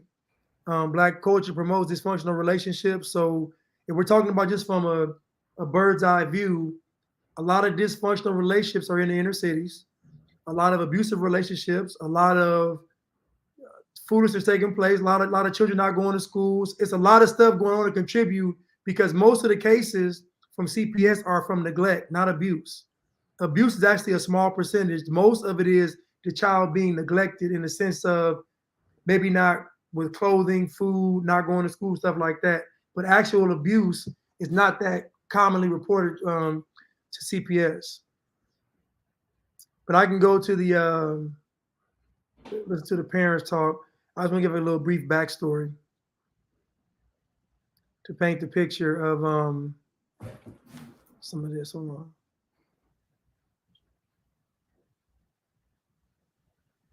Like Black people comprise 30% of the total United States population and 25% of the youth in foster care. We always hire. I'm sorry. Go ahead. I was gonna say we always higher than our average is supposed to be in the negative. Like always murder. Like we 13%. And how much are responsible for the murders? Like 50% of homicides in the US. Totally disproportionate. Totally disproportionate. There's no way we're supposed to have 25, like the 25% of the kids in foster care are ours or Black children. In Philadelphia, where Lamb lives, the disparity is likewise dramatic, showing Black people comprise 42% of the population and 65% of youth in foster care. So, but again, in context, a big contributor to this is Black culture, because Black culture, the music, nothing fosters family. So you're gonna see our children in the foster care because of all the foolishness that we indulge in. I'm sorry. Education is the same way. We don't value it. We don't value family. We don't value education, and it shows. It shows through how many kids in foster care. It shows through how many the percentages of our kids that drop out of school. It shows. So I mean, it's unfortunate. It's unfortunate. The kids, the babies. Kenya says, "Lord bless all the babies," and I agree. Agatis Navi says the family members that had them and then they were taken from them should sue CPS, social workers in those states. I agree. I listened to, there's actually a video of the grandfather. I think you should play the video. It's in the notes. There's a video of the grandfather. I'll send it to you when you talk. Okay. You want me to email it? You can probably, email it to He is Blanchard. Okay, it might be on those notes, but you probably can't pull it up. But there's a video of the grandfather, and he was just saying how his life has been torn apart. Like those kids were in a home where people loved them, and they took those kids because the mom watched them, and she wasn't supposed to. Which I get rules. I understand that, but at the end of the day, the grandfather, he sounded so sweet. But I was saying this to say that you can tell that there's a lack of education in there. You know what I'm saying? Like when you hear the grandfather talk, you hear the brother talk, and you see them, then you realize that they were in a no-win situation. They needed somebody with the mind power to tell them the brain power. They needed somebody like me, Blanche, y'all, and a family. Because, to tell them these are the things that you needed to do, they have absolutely no idea. They like a fish drowning in water. And I think is that a such? A fish can't drown in water, y'all. Y'all just gonna let me say that? He was like, so what am I trying to say? He like a cat in water. They just lost. They wild, they flailing. They don't know what to do. Well, no, you're right. If a fish was drowning in water, then the fish would be the ultimate. That's the ultimate way of being lost. If you a fish drowning in water, you completely it's don't. A problem. Yeah, it's a problem. Oh, y'all silly. But yes, it's like, what are y'all doing? Like they don't know. And I know that there are people that that are grateful that they have people with the mind frame that can think and get them out of situations like this. But they definitely were lost at sea. They were lost at sea and they were devastated and they didn't know what to do. I mean, just think they obviously were poverty stricken. They didn't have the finances to get attorneys and all that kind of stuff. They needed GoFundMe's. They needed all kind of stuff. You know what I'm saying? And they had absolutely nobody to help them with that. And then once you take the kids out the state, that's it. Like, how are they going to get to they're going to have to fly back and forth to court? Like, these are all things that you need wisdom to do, and unfortunately, just because of the certain Black culture, they didn't have that environment. Because I feel like if they were a more savvy family, they could have beat this. They could have got their kids back. I know drug addicts that get their kids back all the time. Right. It just, that's what makes me think again that this was a setup. They needed these 3 kids and they worked the system. They paid the people they needed to pay. They got the paperwork pushed through and they delivered these kids to these people.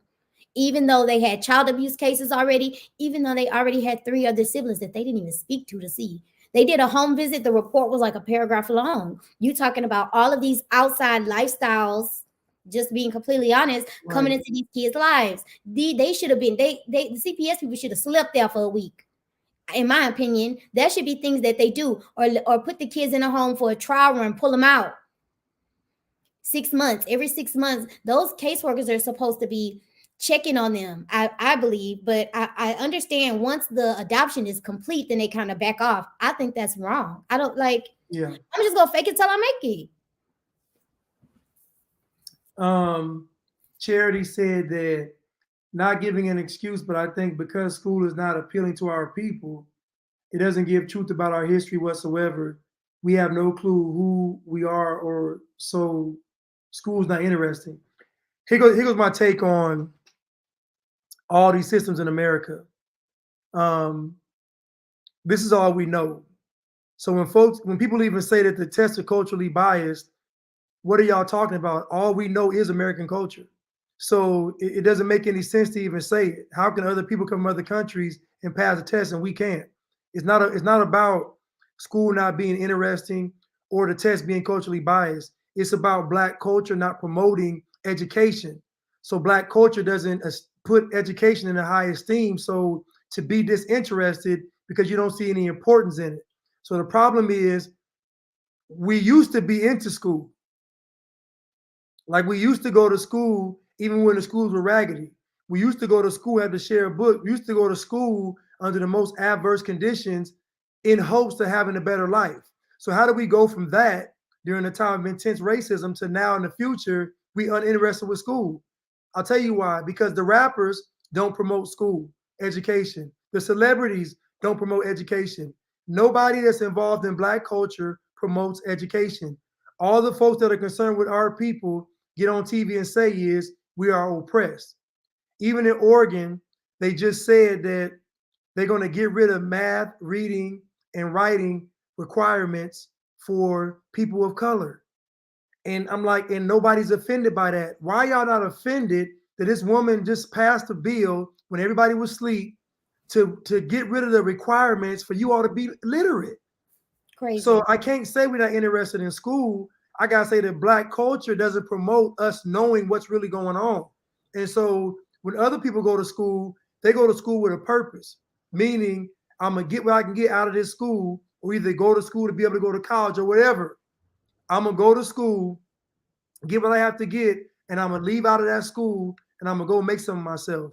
For some reason, we done made school a whole other different thing. It's social. It's racist, it's social, it's all these different things. At the end of the day, our children are suffering in the areas of reading, writing, and math. I mean, suffering bad. Y'all should go see Baltimore. Y'all should go see Chicago. Like, y'all should go see some of these cities and just look at the reading levels of our children, man. It's insane. And we can't just say they're not interested in school because they need school. Like, think about these children right here, right? These children were being homeschooled, but not really being homeschooled. But just them being out of school, look at the psychological damage it had on them. Just not socializing, just not being around other children. Look at the damage it has on children. So we really got to get rid of Black culture. We really do, because to me, it's the biggest problem. Because Black culture has us turn a blind eye to these types of people, the Hart family. You know, we'll look at them and say, "Oh, they good." You know, Seriously, they good, literally, and they killing kids. right? Let me play this. But I think Jacob Black mentioned it, that the meat of education for our children, like the meat, needs to be taught at home. Mm-hmm. So our children should be learning about finance at home, technology at home, like history, like that's be taught in the house. They should go to school to get a formal education. That's just the basics. That ain't nothing elaborate. Any detail stuff need to come from the home, need to come from us, Mm-hmm. which is what we used to do. You know, I used to get in trouble because I used to spell stuff wrong. My mom used to quiz me on spelling and stuff. Like, it's a whole different world back then. And just to real quick, another thing that's making it worse is technology. These kids not even doing their work. They all they doing is googling answers. Like literally and I mean it's almost, how can you stop them? You know, y'all, and it's, if you look at it, it's a setup, y'all. It's a setup. They gave these kids technology to make them dumb. They gave them technology so they could be overrun with information, misinformation for the most part, and to make them, these kids don't, like, there is real, how can you stop a kid from going home and Google the answers? There's nothing you can do. I mean, you can say, show your work. I teach English. So, I mean, I know how they sound, but the answers are correct. Like, what you want me to do? The answers are right. Even if I think that it's not their answer, the answers are correct. They Google them, they search them up. You can get as creative as you want, but technology is just like, I'm seeing how it is such a detriment to our children. These kids don't even, I have to literally teach my students how to use a dictionary. I'm like, put the computers up. Like they don't even know how to use the tab at the top to look for the part of the dictionary they want to be in. I'm like, if y'all close them Chromebooks. The Chromebooks, no. I have real computers in my class and I have real books in my class, and I don't care who don't like it. Oh well, because how are they going to operate in a world without these things? How you don't know how to use a dictionary? How you don't know how to use a desk phone? They like lost picking it. Once, man, I remember one time when I first started teaching, probably about, it was a while ago. There was one student that came into the library trying to call her mom, and she dialed the number. The phone was hung up. She dialed the number and picked the phone up, and then she was just wondering why. And she was like, "It's not." I'm like, "Girl, you don't use a regular phone. What is wrong with you? Right. Yeah, these kids are. It is. Teach your kids regular stuff. Everything does not need a computer or phone to do. Hand draw some stuff. Do something. No, for real. I ain't printing nothing. Draw it. Do something creative.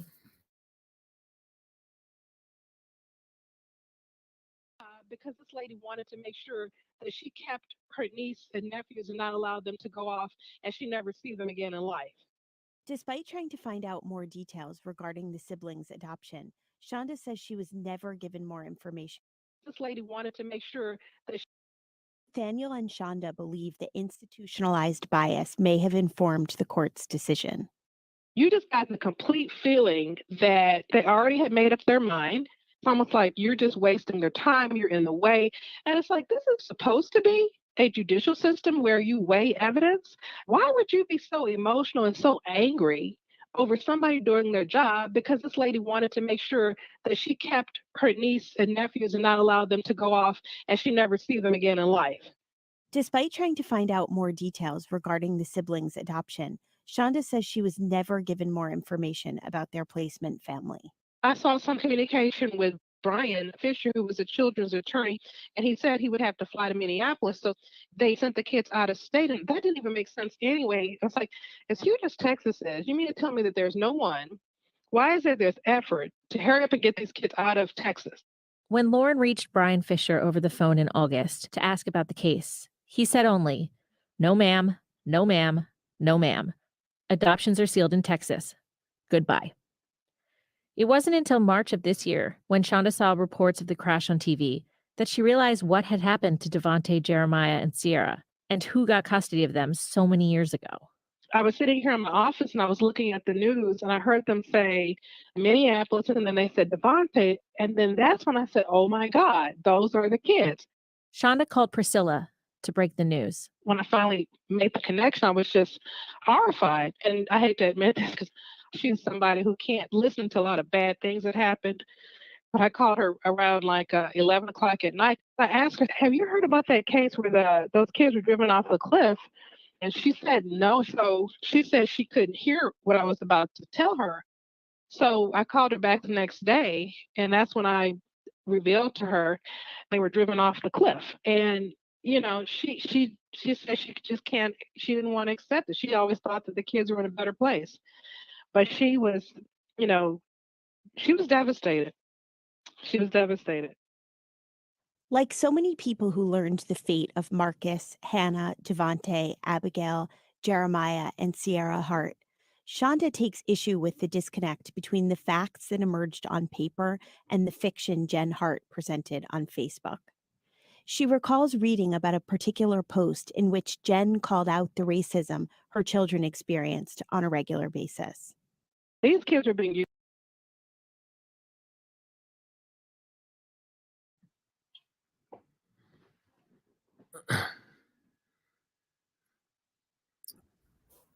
They're crazy. Everybody. Like, everybody is something wrong with them. because y'all just let y'all. It just. I mean, I'm not saying the lady didn't try her best, but I would have been ringing bells from here. It's almost like I understand that y'all have a lot of kids. I understand that there's a lot of, The you know, caseload. I get that, but you obviously y'all are sitting back, and I understand that, you know, hindsight is 2020, but y'all are sitting back saying all the things that were wrong and bad, but nobody did anything. Nobody stopped it. Nobody said anything. Nobody, even as a caseworker, even trying to assist the parents in getting their kids back. Like I would tell them, if the grandpa, the video that I was talking about of the grandfather, he was saying how she basically they took the kids because she didn't finish her drug rehab program. That's why they took them from her and gave them to the aunt, and then they took them from the aunt because the mom who didn't finish the program was watching them. It's like it was a dad in the home. It was other siblings. Obviously, the grandfather was somewhere. Y'all didn't even try to give them to their grandparents. Like, obviously, the grandpa was there. So why didn't y'all even try to give them to the grandparents? It's because y'all wanted them kids. Y'all had that family already. Y'all had the one boy like they wanted. Y'all had two sisters. Y'all knew these kids was gonna be in foster care for a long time if they stayed. So let's just get rid of them. That's almost like, so even if it wasn't a sinister motive, even if they didn't adopt them that fast for a sinister reason, like they had paid for them already, the motive, the intent is still wrong because y'all wanted to get them out of the way. And also, you know, we think about this as well. Let me slide my okay. And also as well, they know that the older the child gets, the less likely they'll be adopted. So you almost on the timetable as well, because you know, like once they hit a certain age, you're not going to be able to get them adopted. So if anybody says they're interested in any kind of child in the age range you have, they're pretty much going to make it happen. Yeah. So I just think it's just so unfortunate because everybody turned a blind eye because of who it was. They saw these two lesbian white women, you know, and they just they probably said, we voted, you know, we voted for Obama, you know, just all the little virtue signaling stuff. And they just said, okay, well, they have to be good people. They had their sticker on the back of their Prius. Yeah. Rainbow. They were ready to go rock and roll with their 6 kids. They had no idea how to take care of. They couldn't even take care of the one that they left somewhere at the counseling office. So how y'all, like, that's how you know, another reason that you know that they got these kids for props. They got and I'm pretty sure the amount of work that it took was overwhelming. That's why they didn't do it. They didn't do the work. They literally let the kids raise themselves. They didn't take care of them. The police went over there and said that house looked like 2 women lived there. So these kids didn't have a place to sleep. These kids didn't have a lot of clothing. All they had was costumes and furry hats, fish hats, no and beds. tails. What about the beds and toys? And it's just crazy. It's almost insanity. It's almost like somebody wrote this, because there's no way that y'all let them fall through the cracks that many times.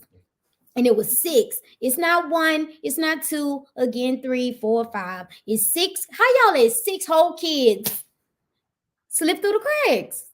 No teacher looking for them. No, nothing. And let's be very clear.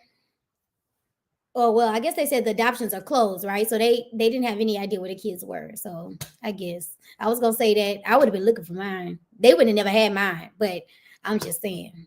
But I mean, if it's closed, that's what she said. The chief said, right, that they have closed adoptions. That's it. That's crazy. You could no take ma'am, no ma'am, no ma'am. Click. because he got a kickback. Everybody got paid off those kids, not those specific kids, but everybody gets paid. When you're doing these deals with these kids moving as fast, everybody getting something. Yes. Yeah, Jack, I agree. Used as a prop. I read this article where with the disconnect between the facts that emerged on paper and the fiction Jen Hart presented on Facebook. She recalls reading about a particular post in which Jen called out the racism her children experienced on a regular basis. these kids are being used as a prop. I read this article where I think one of the adoptive moms has said she was in a store, she was checking out, and an older white gentleman and this cashier who was also Caucasian were having this discussion about Devontae. Black kids from Houston, one of the most diverse cities in America, and the racism her children experienced on a regular basis. These kids are being used as a prop. I read this article where I think one of the adoptive moms has said she was in a store, she was checking out, and an older white gentleman and this cashier who was also Caucasian were having this discussion about Devontae. Black kids from Houston, one of the most diverse cities in America, and moved them from one rural town to the next. For context, a 2017 census report found that Woodland, Washington, the last place the Harts lived, is at least 92% white. Only 0.3% of Woodland's population is Black.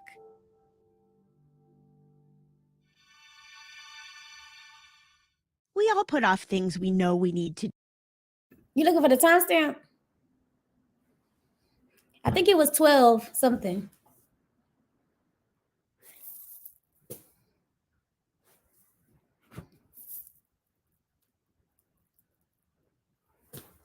It cut her clip off, but what she was going to say was there was a guy. Now you all see Devontae, you all see how small he is and how frail and tiny and fragile he is. And she basically said they were having a discussion about him playing sports, and I'm like that's how out of touch they are. He is so tiny and brittle and frail. Nobody's looking at him saying that he plays any type of sports, none. So she basically said they were just looking at him, talking about him playing sports, and they asked him, what sports do you play?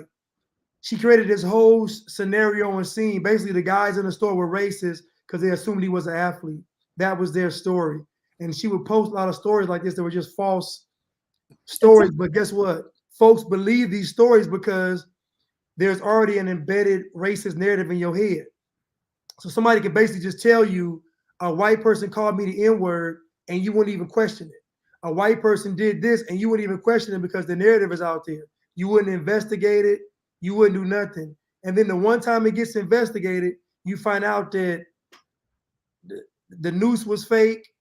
The two Nigerians who set it up. There was like once you actually investigate and find the truth, you're gonna find that what even true is all made up. It's just All fake. of it's fake. And it was for attention. It was for attention, and it was to like everything they did was for attention. Taking them to the hold it like what I look like having dragging my child around talking about some free hugs. Like I don't want y'all hugging on my child. I'm sorry. I don't even feel comfortable with everybody just coming up to my child, hugging my child. I'm sorry.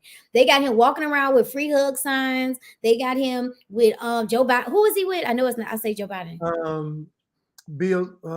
Bernie Sanders. Bernie Sanders. They got him everywhere, all over the world, doing all of these things, all this virtue signaling that they doing. They writing these stories, these fake narratives about how people ask him about sports. They calling them crack babies. They are absolutely wild.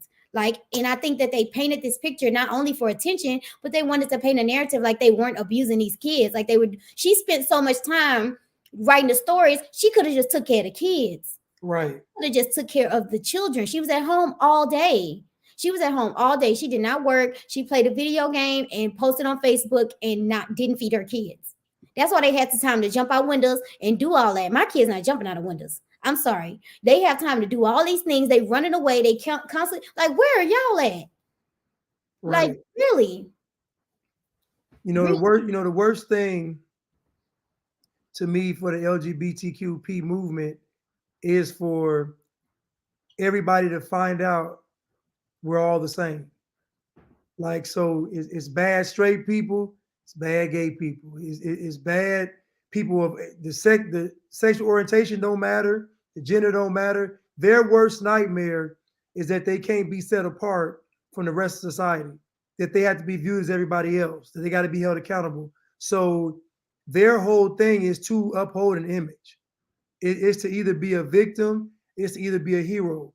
But that is their goal. And think about it. Even the folks that were playing video games with her, you got to know she ain't teaching the kids if she on video, she playing with y'all all day. She telling y'all she homeschooling the children, but y'all been online for 13 hours. Making clubs. She was the leader of her. I don't know if any of y'all play any of those games like that. I don't, but she was like the leader of her camp. Like her, them games that be serious. Like when you the leader, you have to.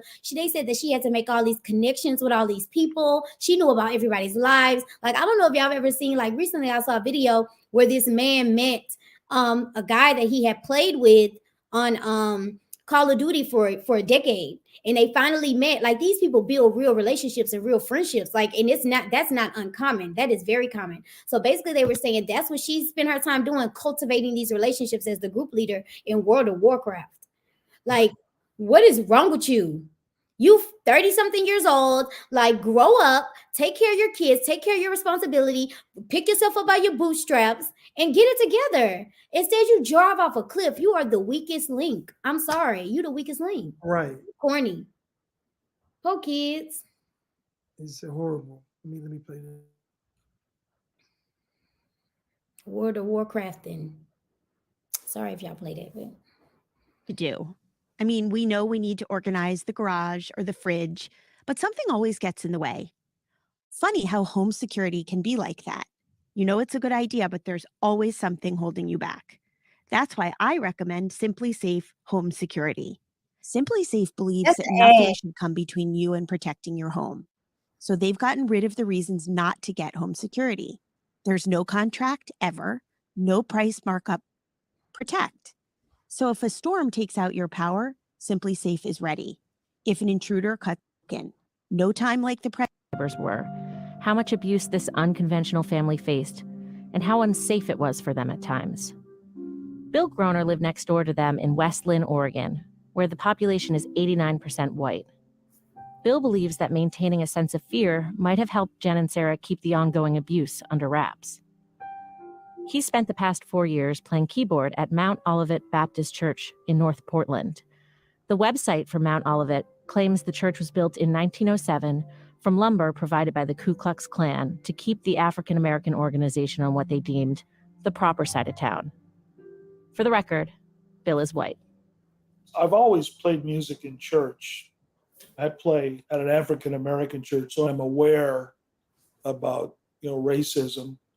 Maybe covert rather than overt.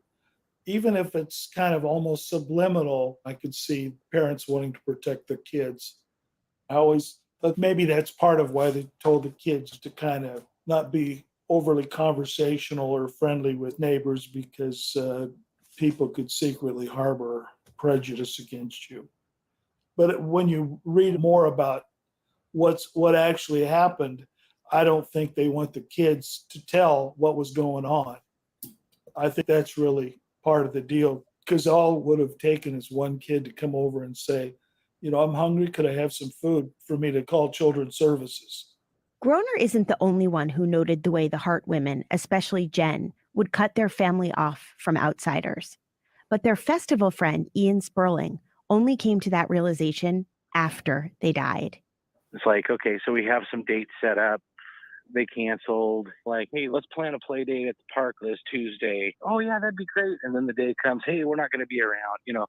A few little things here and there that, we never thought anything more about. Now looking back, it's like she was shielding them from being close to people.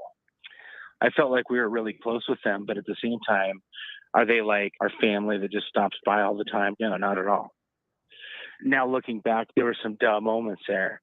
In particular, like Marcus and Jeremiah, they were very reserved and almost stoic in nature. And then when you talk to them, boom, snap into a smile, snap into some personality, and then boom, right when you stop talking, go right back to a stoic face. And Ian got closer than most. Back in June 2018, our field reporter Lauren talked to Ken Nwadike, an activist who started the Free Hub. They were well trained. I'm gonna say this because normal kids, if they looking stoic, when you start talking to them, they still gonna be stoic till you pop them, and like they talking to you. Like for them to automatically jump into character is wild, because kids are kids. That means that they had them well trained. They probably use food as a way to punish them, so the kids knew we're not gonna eat. Like I don't know if you have this part of this episode. I think it was this episode where basically they were talking, saying that they would ask for food, and then when the mom was coming, they would pretend that they didn't ask or they didn't want it. Like, do you know how crazy that is? Why y'all didn't call the police? Like, not yes. Why y'all didn't call the police, y'all? If there were kids at my house that came for a party and they asked me for food, then when the parents came around, they didn't want no food. I would be like, what? Like, y'all look like, what is going on? I'm finna start whispering. I'm finna start like, what is happening? Because my little messy self, I'm finna be asking. I want to know Right. what's going on. Like, that's weird. Y'all want it, like, Blanche, what do you think this, like, why do you think these people, even like this man that's talking, he sound like he got a little bit of good sense. Why you think they just ignored that? Like, how do you ignore that? Well, I think that what we do as people, when it comes to things that are like wicked and evil and despicable, we try to rationalize in our heads. So most of these folks were probably trying to say, you know what, they can't be abusing them. So because again, who would adopt children to abuse them?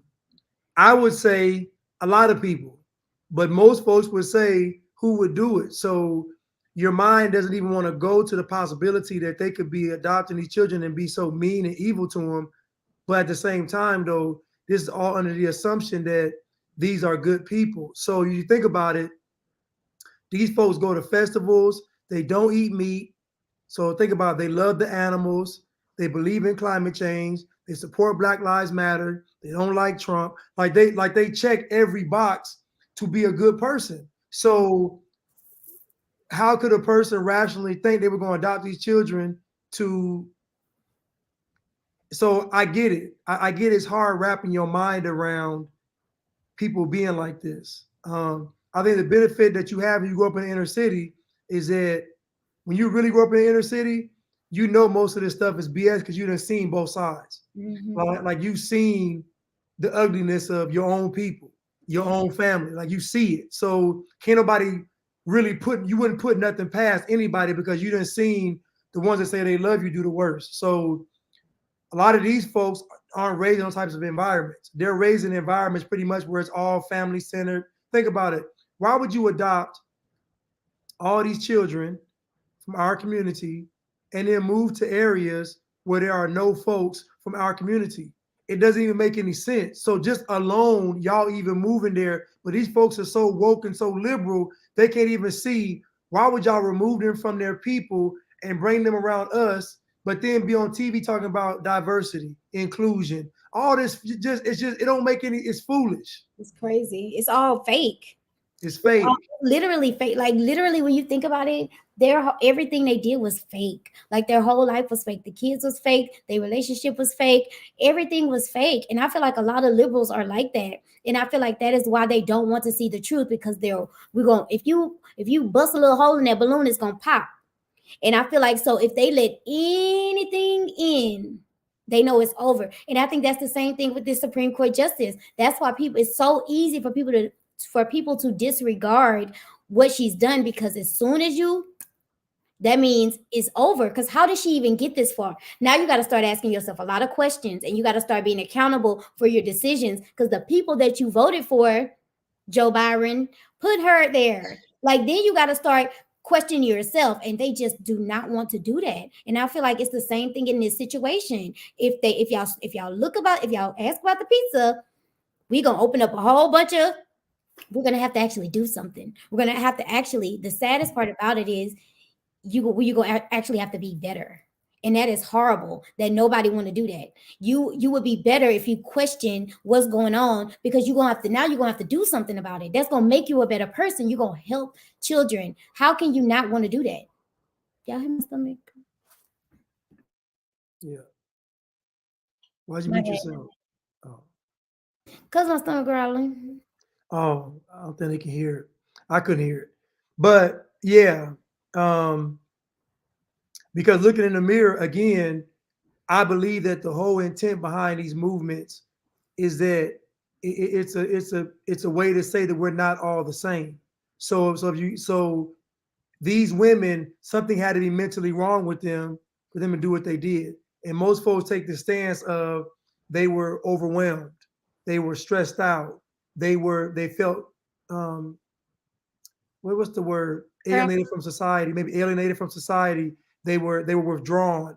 They were being persecuted, death threats. Like no one can just say they were just evil, wicked people. You can't just like no one wants to say they're monsters. Even terms like anti-hero. What's an anti-hero? Like you try to find any word you could use to make them not see Planned Parenthood. It's like not abortion, Planned Parenthood. Not total lockdown, climate change. Like they just using these words to buffer what it really is. But the problem is those types of terms like anti-hero don't really paint the clear picture. These women were evil because they were not only starving these children, they were beating these children, they were depriving them of an education, of a social life. Like they went above and beyond. So listen, I get being stressed out and whooping the kids. I get that.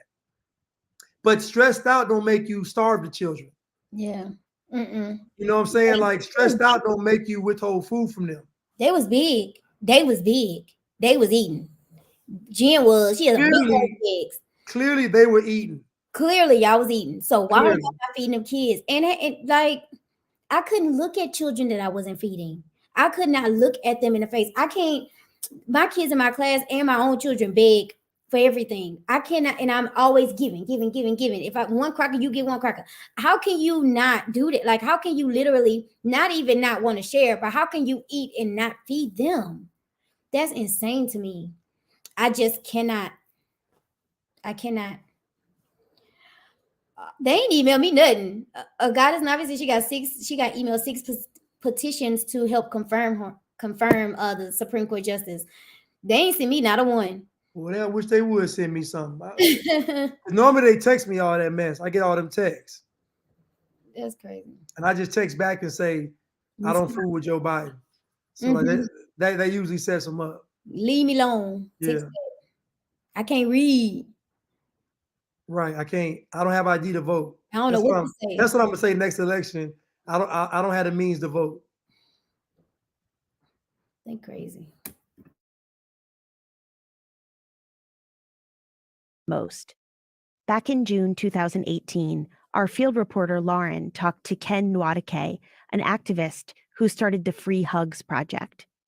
Ken first reached out to the family when he saw that viral image of Devontae hugging a police officer at the Black Lives Matter rally. He thought perhaps he could mentor the boy. Here's Lauren. Ken Nwadike first held a free hug sign at the Boston Marathon in 2014.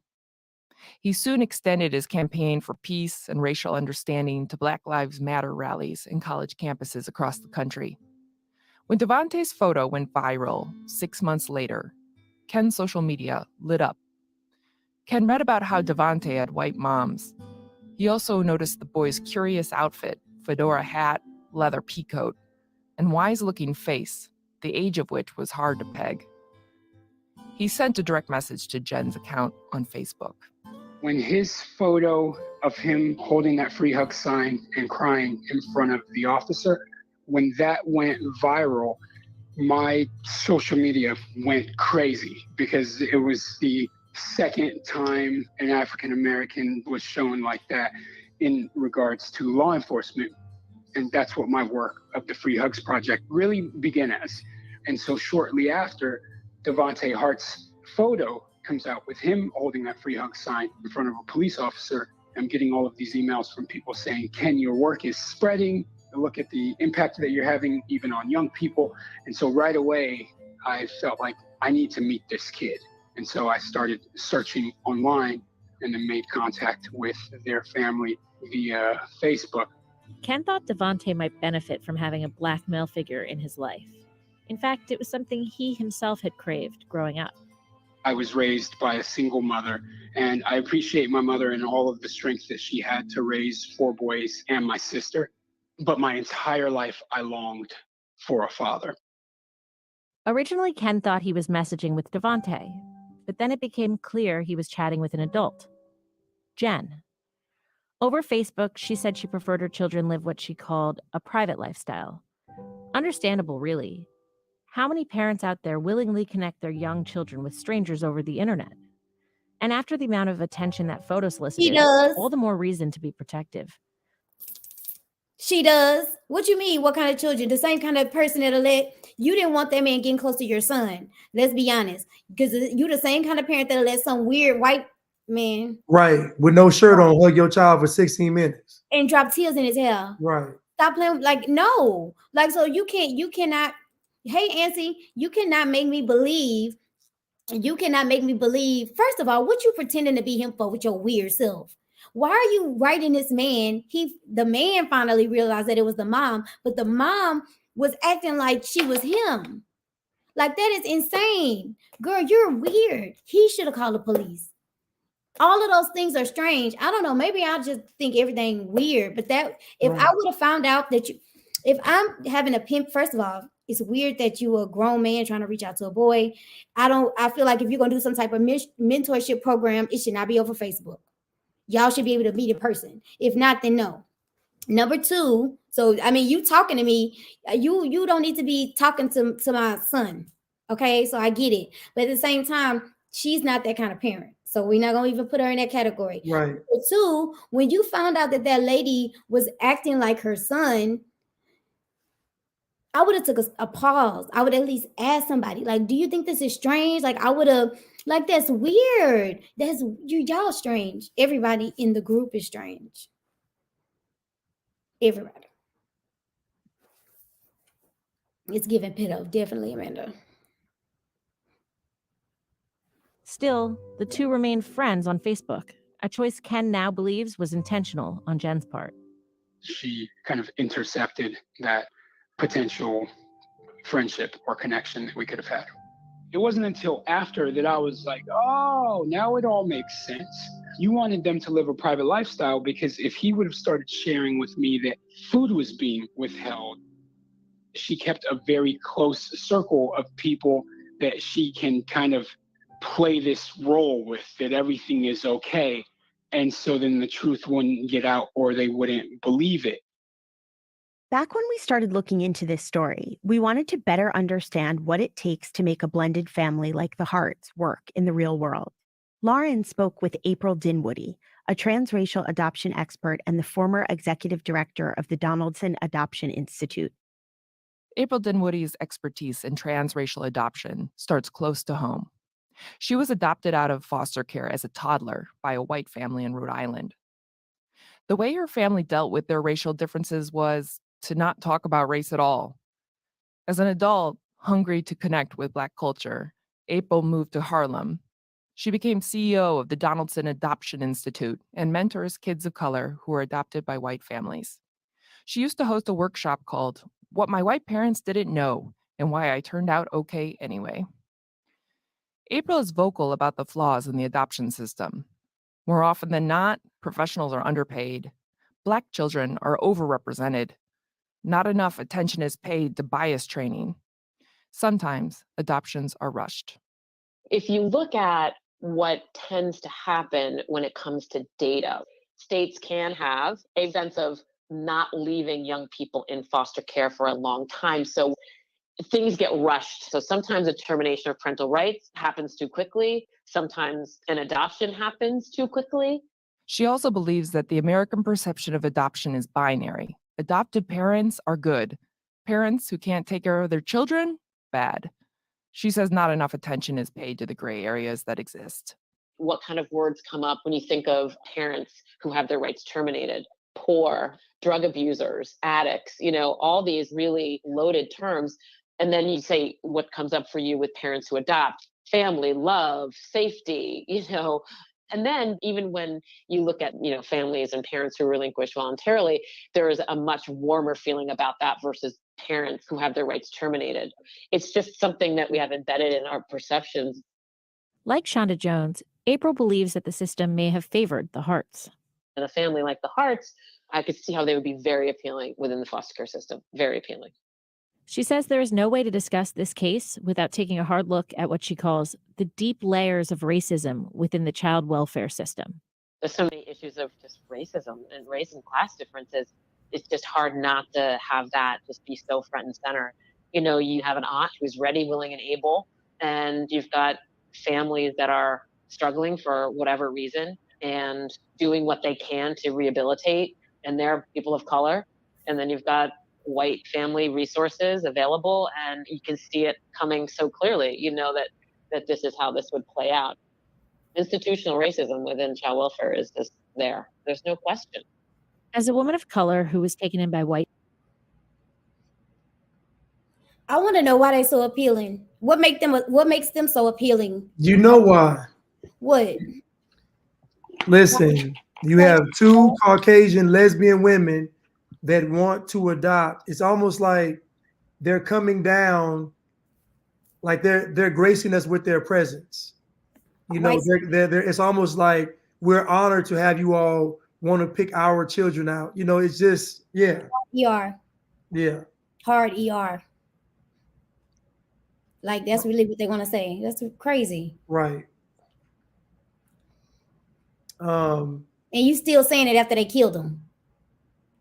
Like at least, okay, if you feel like that, at least don't say it no more. Don't never say it again. After this happened, you should never say that again. A lot of the stuff, now that I'm thinking, a lot of stuff these people done said they should have never said again. After they killed them, never say it again. Never say they a perfect family. Never say they look great. Never say they were good moms. Never say they were stressed. Never say anything. But they ate, and the kids didn't, and they evil, and they killed them. That's the only things that they should be saying. Right. Then they saying everything but that.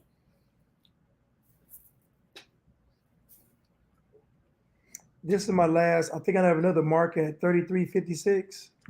On this video? Because this one only go to 29. What other video?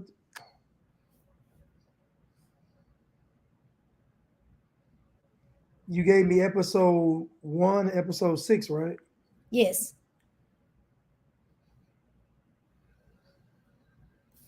That's weird. Let me I see. didn't say 33. I don't know where. Trying to think what I said. It was what I said was closer to the beginning. The one that you haven't. Did you play the one with the Did you play the one with the dad talking? You didn't play that, right? No, you're gonna send that to me, right? Yeah, but no, there was a part of the podcast that I sent you. You playing some clips that you added too, right? No. Oh, that clip. I can play that right now. Hold on. The clip you sent me. No, I didn't. No, I didn't see it. No. I'm saying the clips. You remember when I was telling you the timestamps? Yeah, I wrote them down. None of those ones that you play. None of these are the ones that I said. None of these clips are the ones that.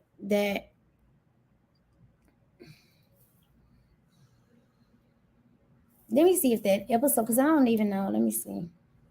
I have 2 episodes, 1 and 6, and for 6 I have the 3:44 mark, the 7-minute mark, 7:14 mark, 9:04, 9:16, 33:56. You remember those stopping endpoints too? I think you put them all. You just wrote them all because you remember I was telling you where to stop and start. So I think you. Yeah, but even if I stopped, I would have stopped at. I don't know where 33:56 is from. Oh well. Let me play this last part. Let me play this last part.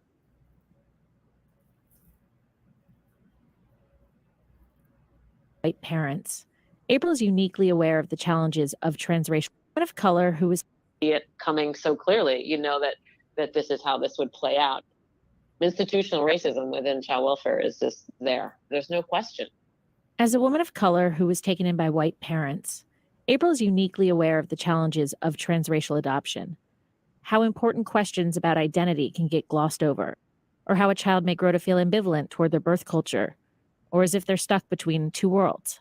First and foremost, they should be living in diverse areas with examples and teachers and community members and friends, close friends of the family that are people of color. Like you just can't raise a brown or black kid in a situation where they're one of a few people of color. It's just not safe anymore. It's not emotionally safe. It's not physically safe. So I think first and foremost, they should be living in diverse areas, and parents need to be uncomfortable, right? Like white.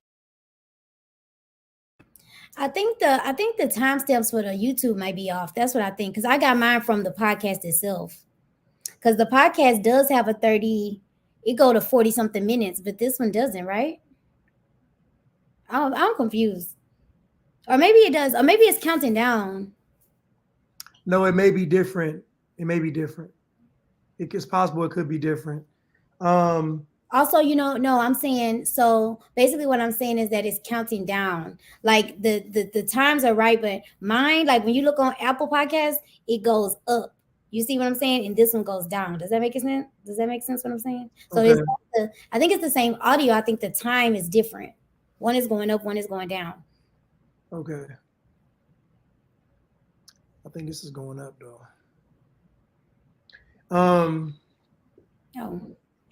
What was I gonna say? So she said something that was part of the propaganda.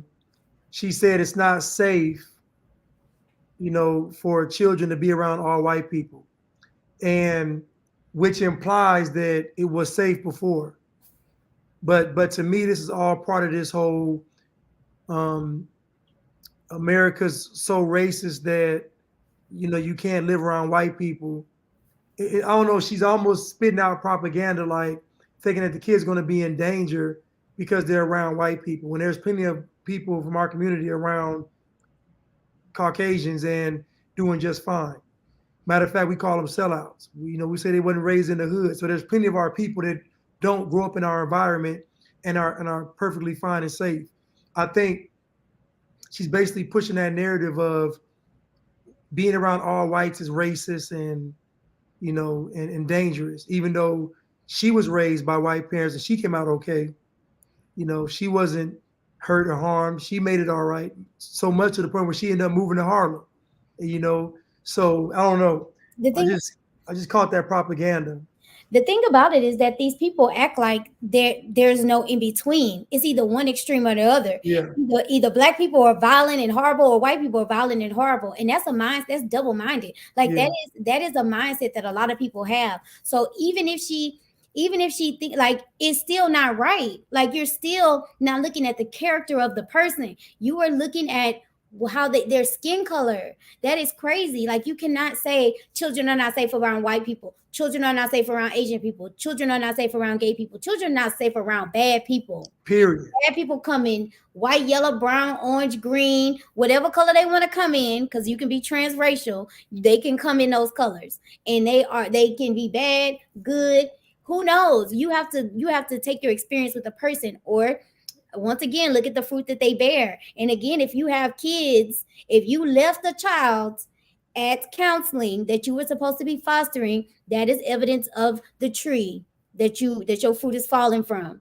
If you think it's okay when the first night that you adopt a child to write on Facebook that this are crack babies and they got demons in them and all this other kind of stuff, or they whatever she was saying, they peeing in the bed, they sick, they mama's junkies, pee on the floor. Something wrong with you. That is evidence of your tree.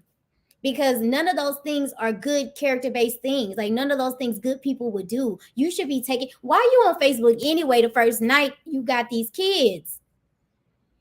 If anything, you should be making a home. Like you have something to do. You have 6 children at this point. You got stuff to do. You should not be on Facebook. You should be writing dissertations, y'all. And she wrote long Facebook posts. She was the one that wrote books. She had nothing but time to do that because she wasn't doing any parenting. She wanted to make sure y'all knew that she was virtuous. She was busy making sure that y'all knew she was a good person. Like, but not being one. Stop believing what y'all see on social media, because social media is, I know y'all don't believe what y'all see, but I'm saying in general, it's a lie. Yeah, a lot of people have a lot to say. A lot of people. Are you gonna send me that video of the? Oh. So we can end on that. Okay.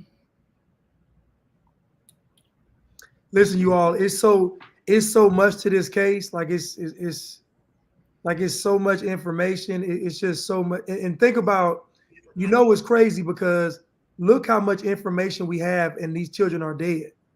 Like we know everything. We know how they grew up, where they came from. Like we know everything about them.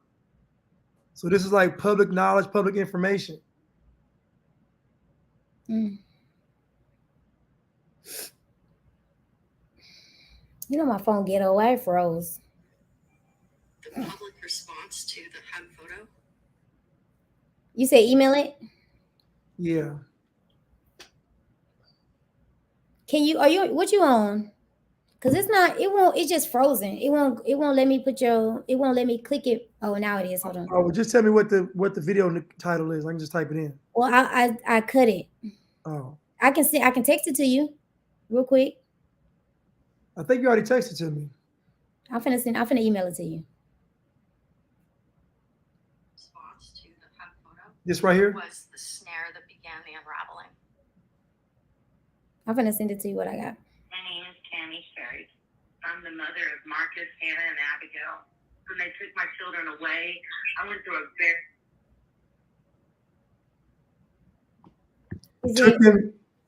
The public response. It's in the notes. So if you can open the notes on what you own, then you can see it right there. But I just emailed it.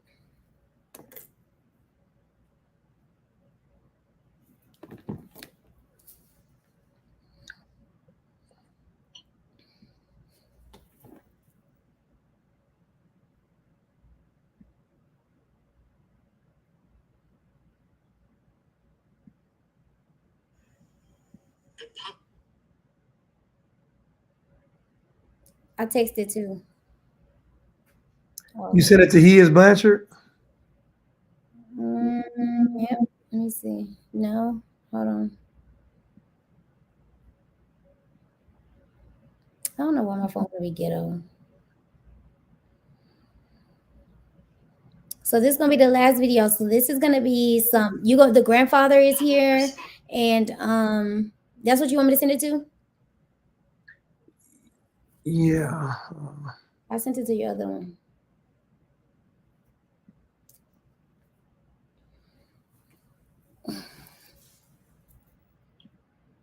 Yeah, send her He is Free Blanche. What email? Because you said that's the third email. He is Free Blanche at gmail.com. Because that's the one linked to this account. Okay. The public response to the hug photo.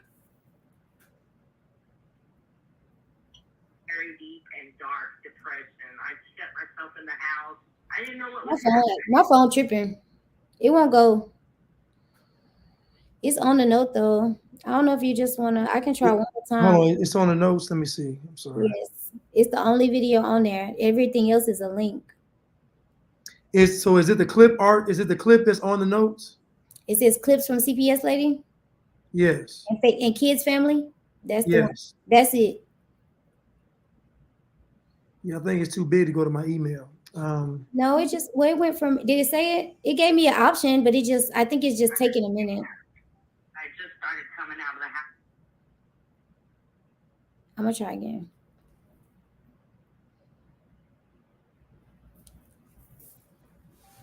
The public response. Sorry, y'all. Sorry, y'all. Chrome cannot handle this link. You want me to text it? I mean, I can just play it from here. Oh, well, go ahead. All right, let me know if you all can hear this. Let me know if you all can hear it. House when I'm finna send it right now to your email, just in case. You said He is Free Blanche? Yeah. It finally popped up. No. He is Blanche. He is Blanchard.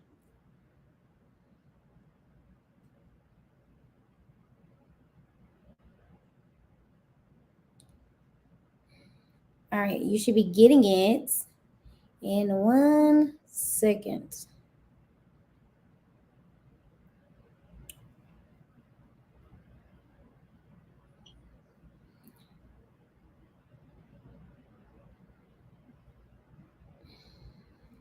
right. Tell me if it pop up. No. My phone ghetto. You sent need- he is Blanchard, right? At gmail.com. If you say that a different email one more time, tell me the email you want me to send it to. He is Blanchard at gmail.com. I believe that's what I sent it to. Yes, it might just take a minute because it was kind of big. I don't know if that matters. If not, then Google Drive. Yeah, let me try. If y'all willing to hold on, I'm trying to rush because I don't want to have y'all waiting. So if y'all want to let me work it out, I can work it out. Google Drive. Maybe I can send it. Maybe I can send it to my Google Drive. Yeah, do that. Thank you, Amanda. Oh, okay. I didn't want y'all to. I didn't want Okay, then I'm gonna go get my food while you get that. All right.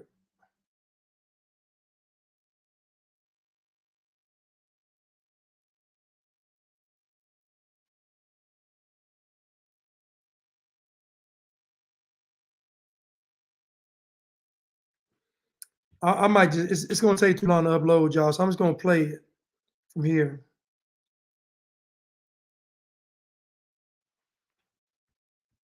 Sorry about that. I'm just going to play it from here. Let me know if you can hear this, you guys. The public response to the hug photo was the snare that began the unraveling. Can you all hear this? My name is Tammy Sherry. I'm the mother of Marcus, Hannah, and Abigail. When they took my children away, I went through a very deep and dark depression. I shut myself in the house. I didn't know what was happening. I didn't understand. I just started coming out of the house when I was arrested. My rights weren't terminated by child services. I voluntarily relinquished my rights. I was trying to make the most. Okay, I'm waiting for her to come back so I can play it. But this is the mother of the biracial set of children. The youngest one, the one girl with their teeth missing, that they more than likely knocked out.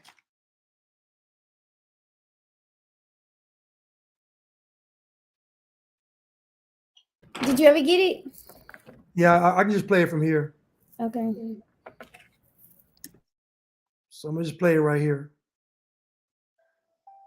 The public response to the hug photo was the snare that began the unraveling. My name is Tammy Sherry. I'm the mother of Marcus, Hannah, and Abigail. When they took my children away, I went through a very deep and dark depression. I shut myself in the house. I didn't know what was happening. I didn't understand. I just started coming out of the house when I was arrested. My rights weren't terminated by child services. I voluntarily relinquished my rights. I was trying to make the most unselfish decision for my children. My name is Shonda Jones. I'm an attorney here in Houston, Texas. I've practiced for over 22 years. I practice primarily in the area of family law. I really don't know, honestly, about the specifics of Sherry and Mr. Davis' relationship. I do believe Mr. Davis really, truly loved those kids. But CPS, from my recollection, didn't think that he was eligible. My guess is that mom, one can look at it and say she made the choice. She chose the drugs over the children. And I don't mean to say that in a way to try to blame her, because I don't know anything about Sherry's past.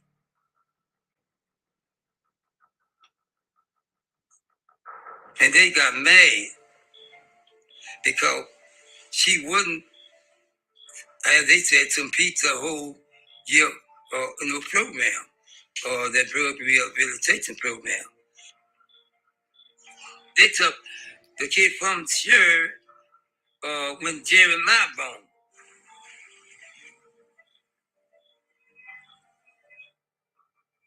When I was young, I was in a placement. I didn't always do good. I've been with my brothers. When he was young, I used to always fight, get in stuff, get in trouble. So I didn't have the time to, regroup with them. By the time I calmed down and got adopted, they used to always ask, like, I want to see my brothers. Can I see my brothers? And they'd be like, nah, you're a bad influence. At the stage that I came into the case, that's when Sherry heard and Clarence Celestine's rights were being terminated. And I think, like I said, that was the damage control. They were panicking, and then that's when they thought the Celestine would be the most suitable candidate to be the caretaker for the children. I thought maybe I would see the kids again, and I just wanted to hold on to let them know there was somebody who fought for you. Because once the rights are terminated, they don't know anything about why they wound up where they were. They just know we're here. And they're thinking no one cared about them. So I wanted them to know, no, you had an aunt who fought for you. I felt that it was an injustice when the children were abruptly removed from the Celestine without having an opportunity to be brought into court, to have a hearing, to some due process.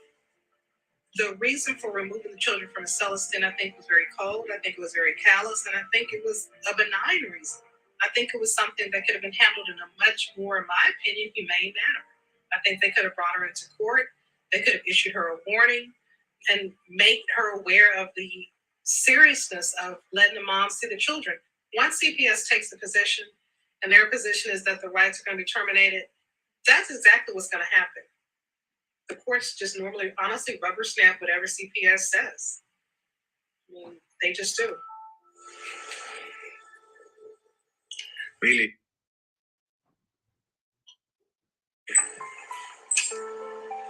I want to say it's my fault, but then again, it's not. And I had no control over it. When I had control over it, I feel like it was kind of my fault. Don't let your kids get set up in the system. So if you get in that system, you lost. Those kids would never, they had no business leaving out of Texas. They took my life away from me.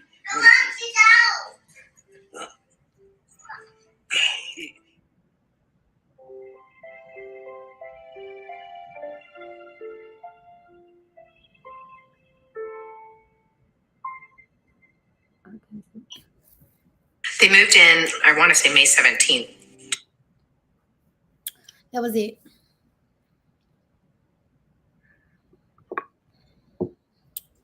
Yeah, I just realized that they did not let that lady go to court. That lady didn't even go to court. They immediately, like, how she don't get an appeal? How Jussie Smollett get an appeal and she don't even get an appeal to keep her nieces and nephew? What? How does Jussie Smollett get an appeal, y'all? And she does not get, and he, first of all, just to circle back on that real quick, I don't know very many people, not very many people get an appeal after they found guilty. That is not something that commonly happens. Once you found guilty, you get an appeal later on down the line, but not a new bail. Like you have to fight for, like usually I think death row cases is the only kind of cases that happens in where you get an automatic appeal right away, but they still not going to give you a bail. Once you found guilty, I thought that was it. Why would they give up another bail hearing if you're guilty? If you're guilty, listen to me now. Now I can understand if you're in jail and you haven't been found guilty yet, and they deny bail at first, then you get another bail hearing, and then that makes sense. How in the world are you getting bail after you're found guilty? What are you bailing out for? You're guilty. I think bail is the wrong word. It can't be right. It can't be right. Because where does that make well, sense? He's out on, so basically he's out on bond. He's guilty. But he's out on bond during the appeal process. Oh, I'm just saying it's just taking. We've wasted enough time. Yeah, we have. And so, is there something else we're supposed to cover? Let me see. I don't know. Because I think we went over a lot. Yes. Our basic point of this live was, or this segment was to talk about how everybody pretty much just turned a blind eye because they were white saviors. Even when we go to, it's ridiculous. And this is just like, because some of the clips that I had gave you were basically talking about the adoption, like all of the charges, those adoption, like, so I'll just tell y'all, basically the adoption agency, in one of the clips they talked about the adoption agency got closed 2 months after these kids got adopted. They had all of these what do you call it? Strikes, not strikes. What do you call it? Not What was that? What was that? What was that clip from? It was from episode 6, but I think it's backwards. Hold on, let me try to hold on. The time is off, so it was closer to the front. It was closer to the front. What was I gonna say? It was closer to the front of the video. Well, basically, they just kind of went through. You want me to try to see if I can find it? I can probably find it fast. Yeah, I'm on episode 6 right now. It was not violations. It was another word that they used. Basically, it was enough to close the agency down because they had been messing up paperwork. They had been forging paperwork. They had been doing all of these things that they weren't supposed to be doing, paying people off. The same thing that's why I think that these kids were chosen for this family, and they were going to do whatever it took to get the kids out of the system and into these families' hands, because I believe these ladies paid for these children, and this adoption agency wanted to deliver. So now it's closed, but basically it's been shut down. And basically they just were talking about all of the things that they had did, all of the criminal acts that they had done, and basically went into how quick this adoption happened. And I think that is one of the main things that's the scariest thing. Like, could you imagine if you lost your kids, or you know something happened and they took your kids into foster care and you never saw them again? Like, you never got an opportunity to fight for them. You never got an opportunity to do anything. Like, that is crazy. That's crazy. That has to be against the law. It has to be some type of policy in place that doesn't let that happen like that. So that's what makes me think that because this family was impoverished, because they had low intellectual levels. You can hear how the brother talk, you can hear how the grandfather talk. They put a target on these people and these kids, and they knew that these people were not going to be able to go up against that system. And so it's evil. Those people, every single person that's a part of this story is going to be held accountable. Oh, thank Selena. I'm from Texas. It's Selena. Y'all want to see Selena? Selena. Y'all know about Bitty Bitty Bum Bum? Blanche, you know about Selena? Yeah, I know about her. I thought she's from California. I don't know, but they had us Bitty Bitty Bum Bum and Step Not Showing Us in middle school. She might be from Texas. She's from Texas. She's from San Antonio.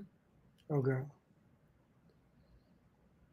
Yeah, but that's my spiel. That's how I mean, maybe we can find that clip. I can find it. I can find it. Hold on. Because I almost went right to it, I think. Because it was 7:14 on his notes, but oh, it's 7:14. But that's probably the number then. Hold on. You said 7? 7:14. I have process of adoption.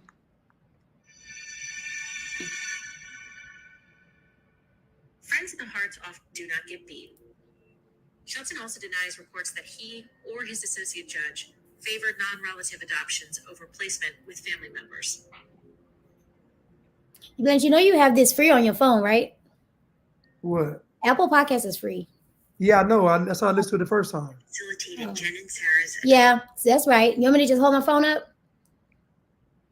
Yeah, you want to play it? Okay, you can play it. Either way. All right. Tell me if y'all can hear it. I don't even know what to speak at on this thing. What's the timestamp on the episode? 7:12. You gonna do it? Yeah. Y'all know I'm not used to all that. I don't know. I'm not very techy, y'all.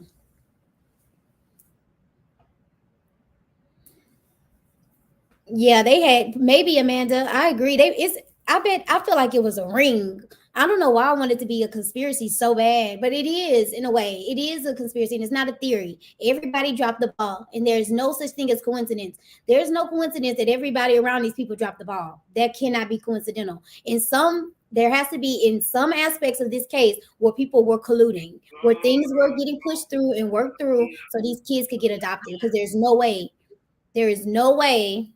Jose, that these people just were able to do this. Like no. And it was probably also another thing. A character flaw is laziness. That's why it's simple to be lazy. A lot of these people probably weren't doing their jobs. So once this happened, then it's like oops, and then they trying to cover up. But everybody dropped the ball. Nobody was doing their due diligence. Nobody was thoroughly doing anything. Everything was very surface, on the top, and play nicey so we can get this done, get these kids up out of here. And those kids died, and that's awful. We don't know what's gonna come up in Nancy. Well, I want y'all to start. I thought y'all wanted to start. I want y'all to start telling everybody. Tell everybody. People need to know what is. Tell them go watch YouTube because they need to know what is going on. In like, it's crazy. But if they don't care about that lady letting them child rapists go, I just don't think they're gonna care about some kids that's already dead. Nah, they ain't gonna care. That's something I care about them. You care about them. People on here care about them. They ain't gonna care. Ketanji Brown. So just know that the next phase gonna be, I'm telling you, it's gonna be a case with a minor and an adult, and it's gonna be somebody that look like us that's gonna rule in their favor. I'm telling you what they're gonna do. And let me tell you what's gonna get. Let me tell you, they're gonna be the one hit quitter. It's going to be, God forbid. But the thing about, wait, should I? No. I was going to say something that might be mean. So I don't want to say it that much, but I'm going to say a little bit. It would be crazy if something happened in the case that she rules on, it is a white perpetrator and one of us that it happened to, and she rule on it and say he gets to go free. They're gonna lose their minds. But y'all voted for this. It would not. Y'all cheered for this. So it would not surprise me if the way the devil works, they make it happen. They are going to, just like everything else, everything that is sinful, everything that is demonic. He gonna let you dip your toe in first. He gonna let you have a whole bunch of fun. Then he gonna let loose. He's gonna flip it all on you. And anything you think of does that. Anything simple, whether it's sex, drugs, it don't matter. It start off as good, and he's gonna, when he gets you ensnared, it is over. Right. And that is exactly what's gonna happen. And I was about to call them the N-word. These N-words is gonna be in the streets for something that they asked for, instead of being in the streets for their student loans. But it's gonna be too late though. Oh, it's already too late. Yeah, because by the time they muster up enough courage to go to the streets, it's gonna be too late. They're gonna tell them they can't protest. And that girl from Scandal is disgusting. Oh, Kerry Washington. And I used to think she was so pretty. She looks so ugly to me. That wig is tied and through on that picture, on that video. You look a mess. You look like what you've been through. You look exactly like you up here acting, which is evil and demonic. Ugly. That's a very ugly view. Let me see if I can play this so y'all can hear it. It was called the Permanent Family Resource Center. Can y'all hear it? Yes. Offices were located on a commercial grid of land in Fergus Falls, Minnesota, which is about a 15-minute drive from Alexandria, where the women lived until 2013. An archived version of the now defunct website says it was started in 2000 by 3 families who had adopted 8 children out of the child welfare system. According to a 28-page report filed by the Minnesota Department of Human Services in September 2009, only months after Jen and Sarah officially adopted their second set of siblings through the agency, the Permanent Family Resource Center was placed on conditional status after accruing 17 licensing violations. 17 licensing violations. Oh, they did say violations, y'all. I'm sorry. 17 licensing violations. Violations ranged from failing to submit paper only months after Jen and Sarah officially adopted their second set of siblings through the agency. The Permanent Family Resource Center was placed on conditional status after accruing 17 licensing violations. The violations ranged from failing to submit paperwork to failure to complete proper background checks on families. In the past 10 years, the Minnesota DHS has only issued 3 conditional licenses for child placement agencies. Back when the Harts were clients, the Permanent Family Resource Center ran the Waiting Children program, a service that provided families in Minnesota and North Dakota with access to foster kids living in Texas, Washington, Ohio, Idaho, Oregon, California, and Florida.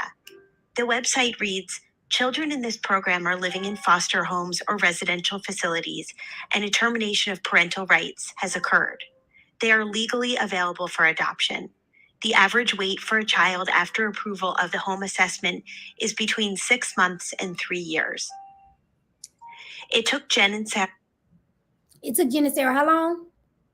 Hart less than a year to legally adopt Devontae, Jeremiah, and Sierra.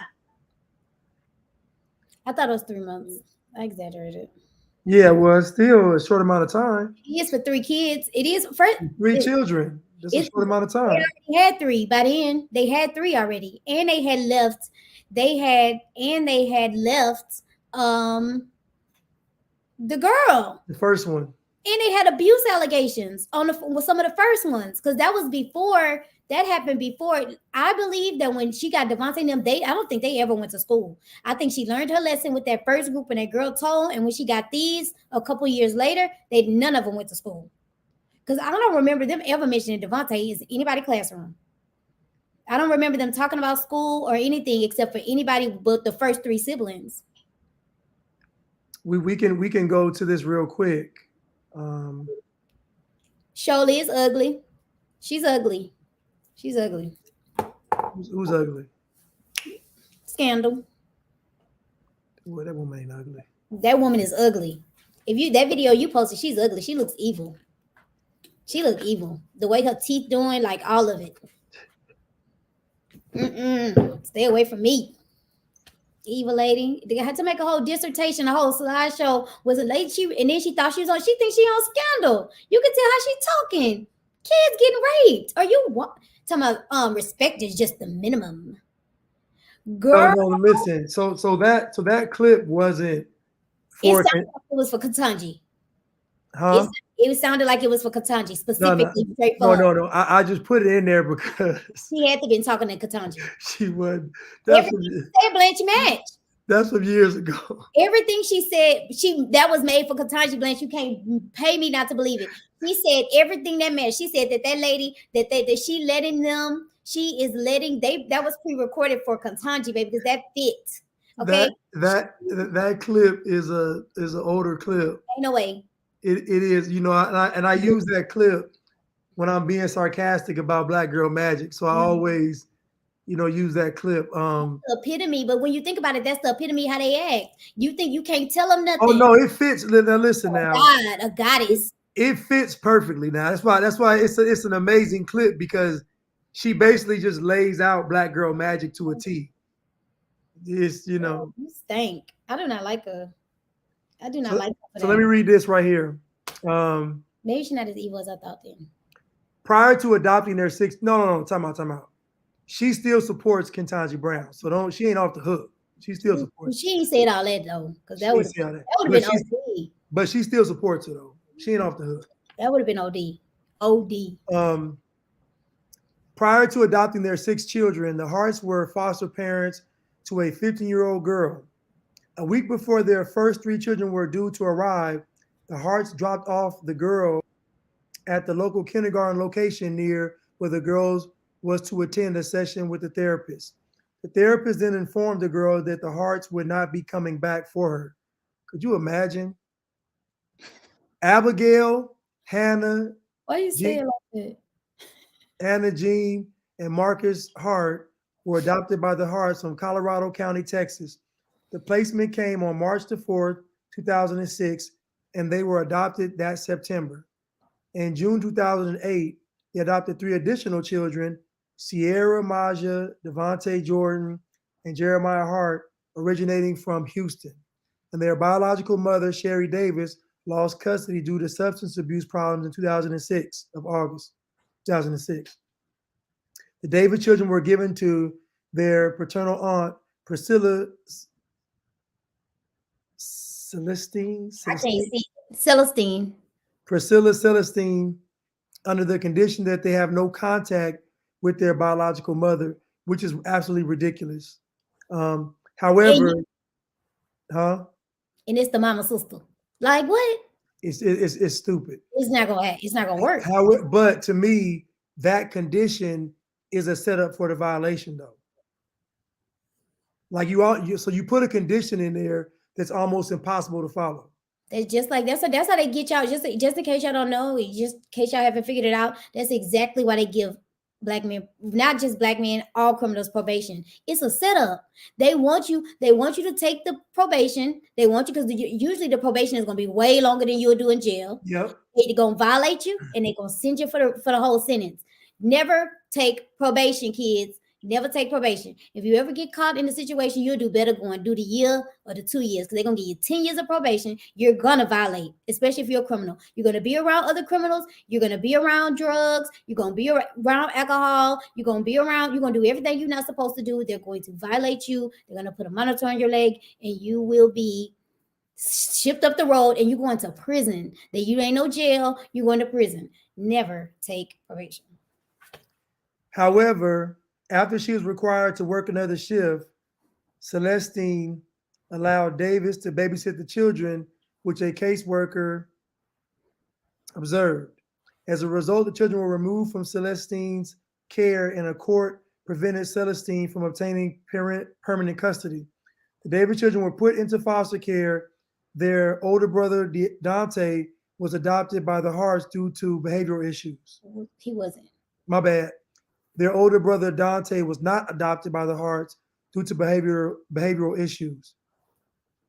Prior to the murders, 12-year-old Devontae came into the national spotlight when he was photographed crying as he embraced a police officer during 2004 protests in Portland, Oregon, resulting from the Ferguson unrest. And it's just amazing that look at all that came from Ferguson, like, Michael Brown, and like all this stuff sparked all this stuff, man. It's like it was a catalyst for everything. Abuse. And then we're going to close out. Minnesota.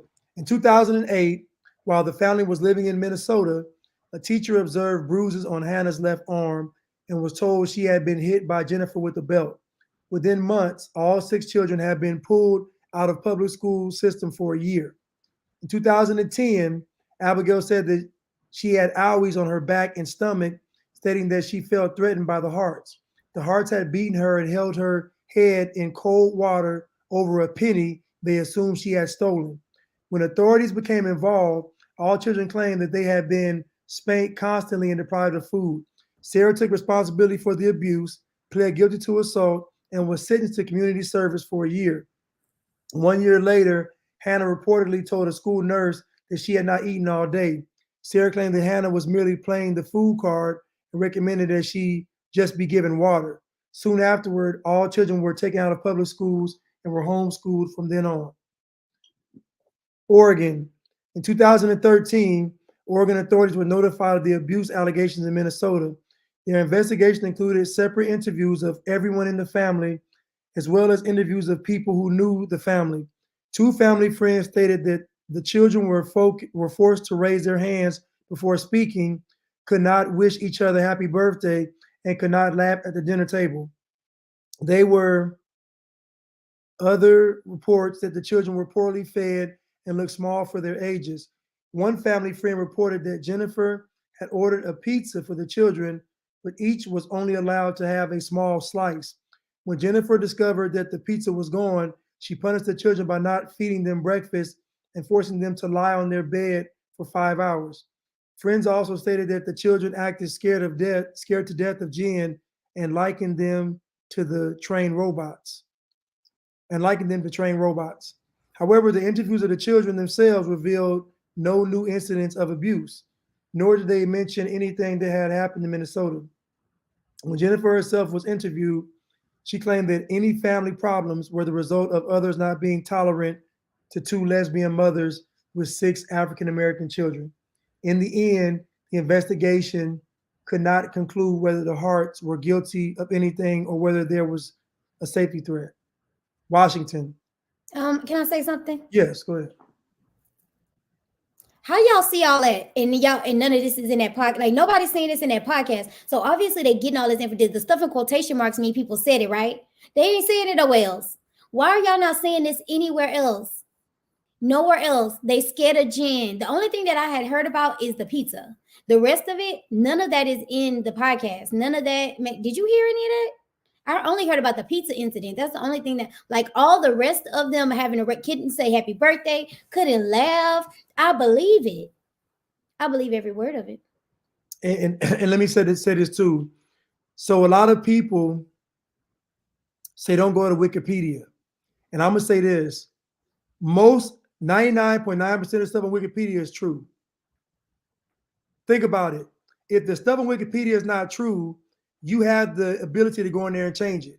So if everything on there is so false, why aren't folks changing it? They're not changing it because it's true. They don't want you to go to Wikipedia because Wikipedia actually has people that actually have integrity when reporting stuff. Does this stuff sound fake? It's on Wikipedia. There's all this detail and citation through all this stuff because you got to think on Wikipedia, you have to cite your sources. So how is Wikipedia false when you got to cite everything that you say with an accurate source? And that's how you know Wikipedia is not bad, because they tell you it is bad. That should be key number one. If Right. they teach that in schools, like when you ask kids what's an unreliable source, they're going the first thing to ask any child. As any child that can write, that's older enough, what is a source they should not use? And I promise you, the first thing they're gonna say is Wikipedia. They drill that in their heads in school. And they do it because Wikipedia actually has journalistic integrity. Meaning, if you know when somebody edits, when people edit, they put citations so you can actually go read the articles or read the stats. They don't just put anything Wikipedia. But what they want you to do is skip Wikipedia and go to CNN. Go to the news. Hold on. So Washington, in August of 2017, after the Harts had since moved to Woodland, Washington, Hannah jumped out of her second-story bedroom window at around 1:30 a.m. and approached the residence of her next-door neighbors, the DeKalbs. Hannah reportedly pleaded, "Don't make me go back. They're racist and they abuse us." Soon afterwards, the Harts found Hannah and took her back home. Now, you all know they were calling these children the N-word, right? Now, hold on. Now, you all know they were calling these children racial slurs, right? Y'all knew that, right? It's what liberals do when they get upset. They were calling these children all kind of racial slurs, like crack kids, crack babies. I guarantee it. Crack baby, nigga babies. I guarantee it. Your mama didn't want you. Your daddy didn't want you. Nobody wants you. Your mom was on crack. Your dad was I know how they talk to these children. You dance in your underwear. Everything that they had them do, they probably used it against them, because that's what manipulative psychopaths do. Right. Soon afterwards, the Harts found Hannah and took her back home. The following day, Jennifer attempted to explain the incident by claiming that Hannah was lying, that the children occasionally acted out because they were drug babies, and that Hannah's biological mother was bipolar. So you know, if they were telling the neighbors this, if they were telling the neighbors they was drug babies and the mom was bipolar, they were talking crazy to them children. They crazy. told Facebook they was crack babies. They were talking crazy to these children. I'm talking about crazy. Insanity. So who want to get to like that? After the incident, the DeKalb family came into contact with Devontae, who constantly begged for food and asked the DeKalbs not to tell Jennifer about these requests. Now, keep in mind, this is Wikipedia. Have you heard any false information? No. All you got in Wikipedia is more information. This is why they hate in Wikipedia. Wikipedia has independent people that have integrity, digging up stuff and put it on here. Constantly begged. Thank you. Tell the story right. Who constantly begged for food and asked the DeKalbs not to tell Jennifer about these requests. In later conversations with Devontae, he told him that his adopted mothers withheld food as punishment, that the children were sometimes abused. This, combined with the earlier incident with Hannah, made the DeKalbs report that the Harts to be, made the DeKalbs report to the Harts to both the police and the Washington State Department of Social Health and Services. Social and Health Services, sorry, DSHS. Caseworkers from DSHS tried to reach the Harts twice, once on March 23rd, 2018, 3 days before the murders, and once on the day of the murders. According to an incident report following the murders, it was reported that Sarah told a coworker that she wished someone told her it was okay not to have a big family. Then she and Jennifer would not have adopted the children.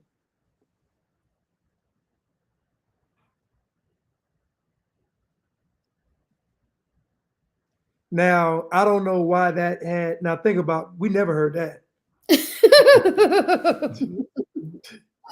No, we didn't hear that. We never heard that. What?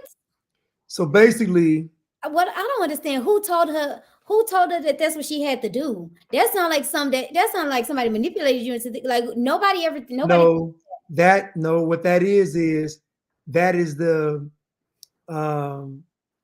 nuclear family pressure, the traditional family pressure, in other words, having a big traditional family put pressure on us that made us snap with these children. It's almost so basically what they always do is they always say that the way society was in the past was bad and all that stuff was wrong. So having a lot of children, having a big family, having a man in the house, woman, all that stuff is false, But you got the children running around in their underwear all the time with their clothes off, which don't make any sense to me. It's almost like, again, like I said last time, they were advertising. Because to me, only a pedophile would want to see that. Yes. And I feel like this, like, I don't know. Y'all tell me what you think. I definitely think that other people were doing things to these kids.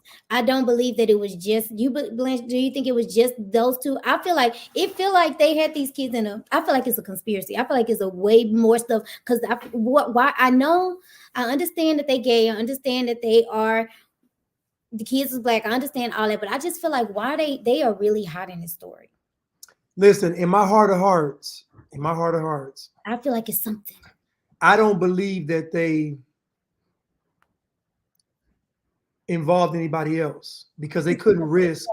I don't think so. I just think that they were just wicked. Like I think they got the children and they thought that the children were going to be just so happy that the white people came and saved them. And when the children were like, nah, we want to go home. We don't really feel fool with y'all. We ain't impressed with y'all. Think about they're narcissistic. So we're not laughing at y'all jokes. Y'all not funny. No. Like you got to think about a narcissist where these children are like, we're not impressed with y'all. And then the children probably asking, can we have hot wings? Can we go? Like, think about what these children are probably asking them. Like the stuff they want to do is like probably black culture stuff. And they're just like, why would y'all know? We think about it. Berries, let's go out there, put these fish hats on. Yeah, them kids like, no. Poor kids, poor children. And the thing about it is they were like the last time that we really see them, it was, I mean, before they passed away, it was some time that went by. It was I feel like it was years that went, like a couple of years that went by. I think once they moved, they didn't go to any more of those festivals. I think they kind of went into hiding a little bit. And those kids were bigger then. So it was not saying that it was better when they was little, but I can imagine being 16. I couldn't imagine being 19. One of them was 19 years old and they drove him off a cliff. Like I couldn't imagine what he probably was thinking. Like, you a grown man. That was a grown man. So you got to think. That's not you don't have a right to do that. But if you look at starvation, the children wouldn't even have the mental brain power to even they probably would have did anything for just some food. So, they basically have them like abused pets. Just, y'all do this and do that. I just believe that when they got the children, they got the second set believing that they would, because I believe that the first set they'd already had trained. Like the first set of children was already trained and, they already broke their spirit. They probably like, don't tell me to do nothing. They probably told Devontae and them like, don't do nothing. They think about it. They knocked that girl teeth out her mouth. That was it. The other boy was 19. So they already broke them. They broke them down. Like so they said, well, this is easy. But when they got the second set, they didn't bank on someone like Devontae coming in as highly intelligent, they didn't really bank on him. And so I believe out of all the children, he and the other girl probably the only ones that really bucked. The one girl that got her teeth knocked out, and then the other, and then hold on, who was the one that ran next door? The one that's a different one. Okay, so the older one got fed up and left. Mhm. You got to think she was probably 16, getting to the age where she was like, "I'm enough's enough." Like she finna be a woman pretty soon. Like she finna start fighting y'all back. So it was getting to the point where they finna start fighting them back. So it was just too much that would have been exposed. So, I agree. I just believe that, once you starve the children, and then it's Stockholm syndrome. They identifying with the with the abusers, that they want to get their approval. So if I do a good job, they're gonna like me, they're gonna hug me, they're gonna tell me so that because they're still children, they still want acceptance. So these wicked women played on all of that. They played on everything, and I believe the abuse cases weren't reported because they weren't going to school. Yeah. So had they been going to school during this whole time, it would have been a whole bunch of reports of this stuff. But they weren't going to school. And not only not going to school, they weren't even going outside. Only so now you got them like they basically in like almost solitary confinement. Because I imagine they couldn't talk to each other loudly, they couldn't play. It's just you basically break their spirit. That's what I'm saying. I wonder what they was doing for hours. Like, what do you do? What do you do for hours? Like, what do you do for hours? That's why I feel like they had to be doing something. Like, did they have them going and to like giving them off to people? And what were they doing for hours on end for years? Like, what were they doing? They had to be doing something. What was y'all doing? Because the thing about it, she was playing that game. So, like, what were they? I just don't know how that is. I just can't imagine 6 kids being in that little bitty place. That house looked kind of small, days on end, and not doing what are they gonna be doing? They probably learned how to be quiet. They probably learned how to have fun in a more quiet way. What, blinking eyes? Like, what was they doing? I feel like those people so evil. I feel like those women are so evil that I'm surprised. I think maybe one of them got harmed. Maybe Devontae got killed. Maybe they accidentally did something to him. Because it's just so weird. It's just strange. The day CPS come, I feel like, I don't know, like somebody tipped them off and they ran because it's a conspiracy. Or if you think about it, they could have found out that he told the neighbors all that stuff. Because you think about it, all they had to do was just torture him to make him say it. Like they can just hold his head underwater, pick it up, hold it underwater. He gonna tell them what he did, and then once they realize, okay, they could have drowned him in a tub.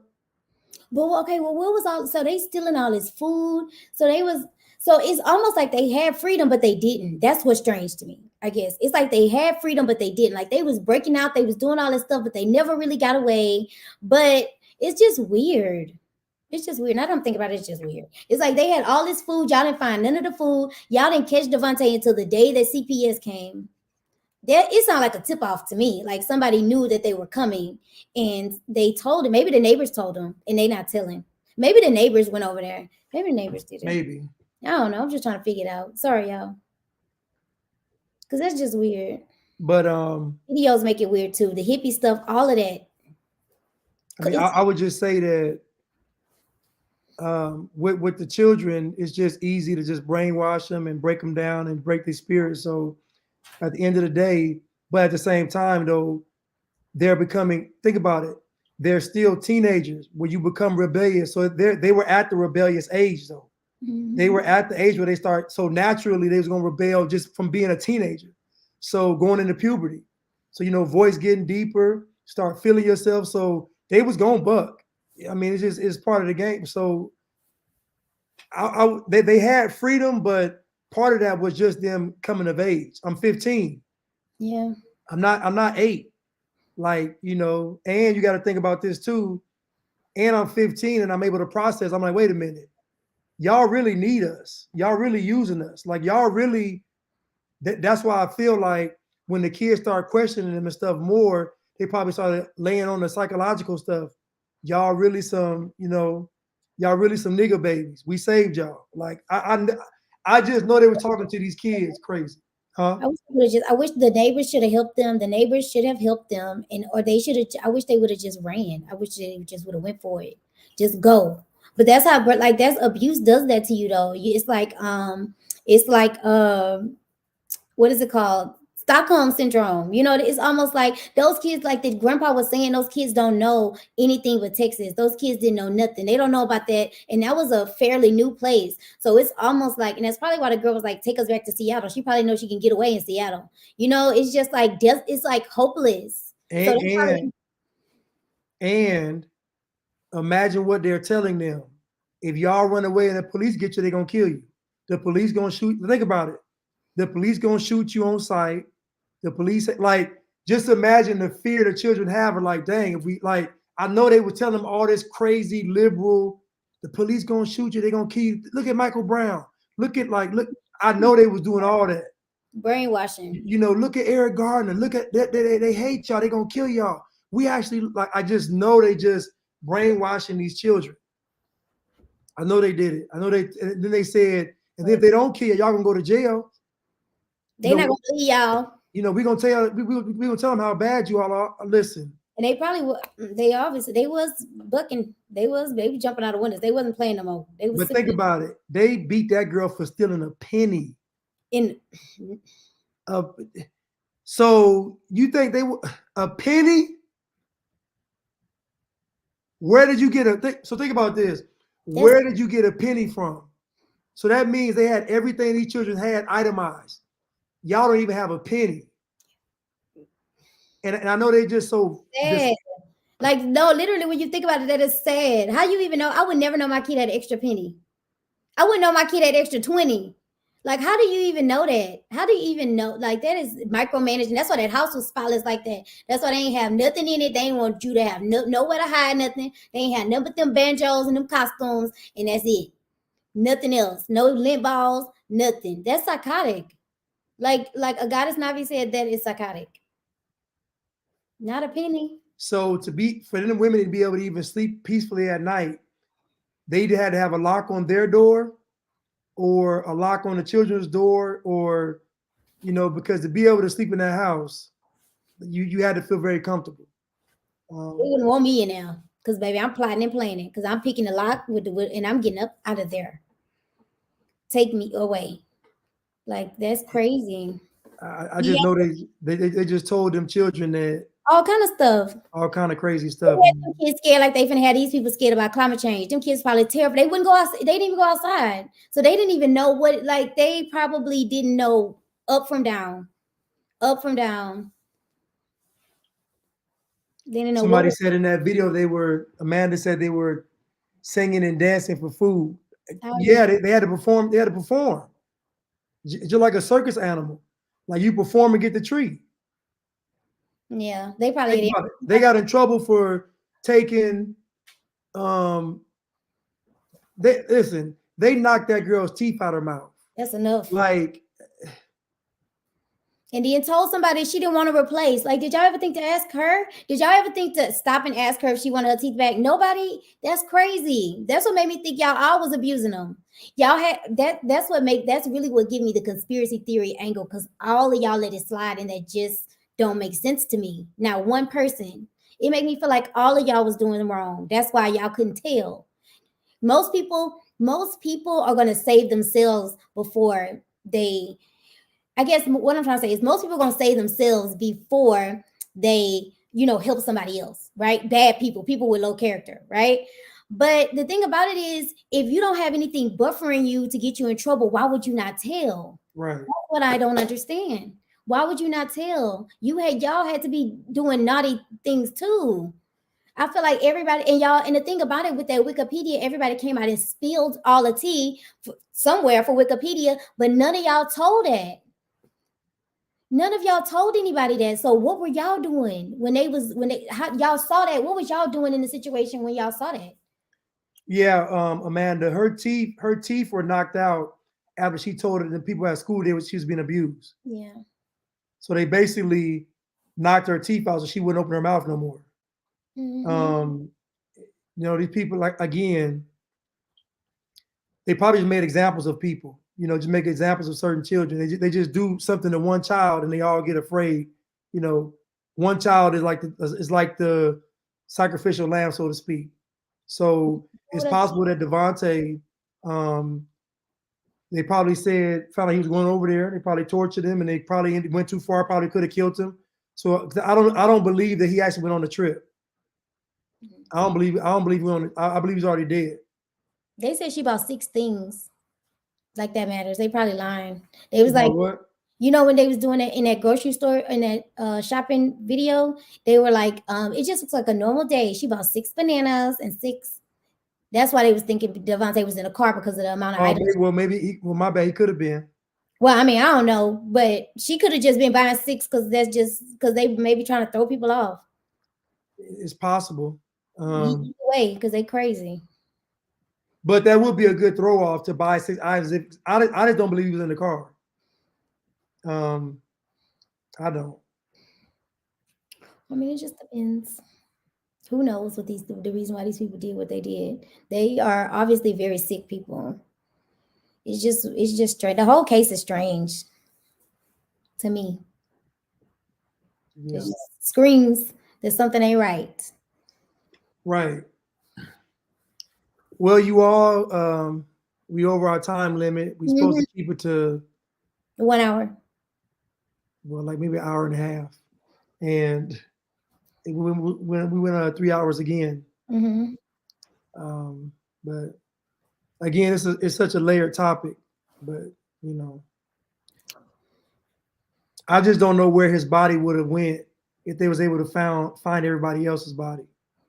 I just don't know where it's possible it got washed away, but I don't think he was in a car when it went over. Definitely. I don't think he was in the car. I don't think he was in that car. I think he was. I don't think he was in it. I think he was. I don't know where he was at. I don't know if they did something to him before or after. Like they did something to him and then ran, or they did something to him and they ran anyway. You know what I mean? Like they ran because they did something to him, or they ran and then did something to him. But it's just I don't think they took him with them. I think he's somewhere in Oregon. They was in Oregon? Well, they drove from Washington down to California, so they could have stopped at any of. I think he in Washington. I think he is in Washington. I don't think that he is anywhere near where any of them were. And I think he's somewhere that either nobody would look like he's somewhere. But it's just sad, man, because I just know if it was me, if it was some conservative white people, if it was they would have been like, nah, them kids ain't going back with you. Not from on the fetal position on the side of y'all bed, scared to death. It ain't no way. The police would have been called. They would have called the police. They would have called the police. They would have called the police. Period. If it was anybody other than them, they would. I feel like if it was me, I think they would have called the police. They called them on you too. My itty bitty self, I would have been like, "You're their mother? Are you aware that your daughter?" Like they would have questioned you. Because they already white liberals love being nasty, so I could just imagine how they'd probably talk to me if it was me. Because then people next door to them probably liberal too. That's why they let it go. Yeah, right, Amanda. They probably buried him. They did something to that boy. I honestly believe that after that CPS came, because you got to think, CPS came and then 3 days later came again. So whatever they discovered, whatever they was going to bring somebody else back out to the house. I bet she left a card or something and they did something to Devontae. I bet she left a card or something because that's what they do. They leave a card. And I bet you they was like CPS and it was done. I bet you Devontae probably would have said something like, they could have said, got mad at CPS, and Devontae was like, well, they're there to protect the children, something simple. Because he was intelligent. He could have said their job is to protect us. And that could have sent them over there, sent them over their heads. They could have anything. I just don't feel like he made it on that trip. I feel like he got something special. because they know that if they was on that trip, he'll be the main one to yell out, "They trying to kill us." Mhm. I wouldn't be surprised if they found him already. They admit something is really bad that was been done to him, and they ain't telling. They Oh might yeah, have. that's Yeah, possible. he might have been in that house. He might That's have been possible. buried. You know He might, what? because why put him? Why even put him in that show without the other kids? Like that's weird. I wouldn't be surprised if. I wouldn't be surprised. I Yeah, I wouldn't. wouldn't be surprised if they probably found him some horrific. Because what And is said, it? What is and said we can't show this be too much. what is because at the end of the day, what is they don't have nothing to lose. If they think all the kids gone anyway, nobody gonna be looking for them. You know what I'm saying? If they think all the kids was in the car and he just wasn't never found, they have absolutely these people obviously don't have no kind of character, no kind of they're not good people, so they're not gonna tell us the truth at all.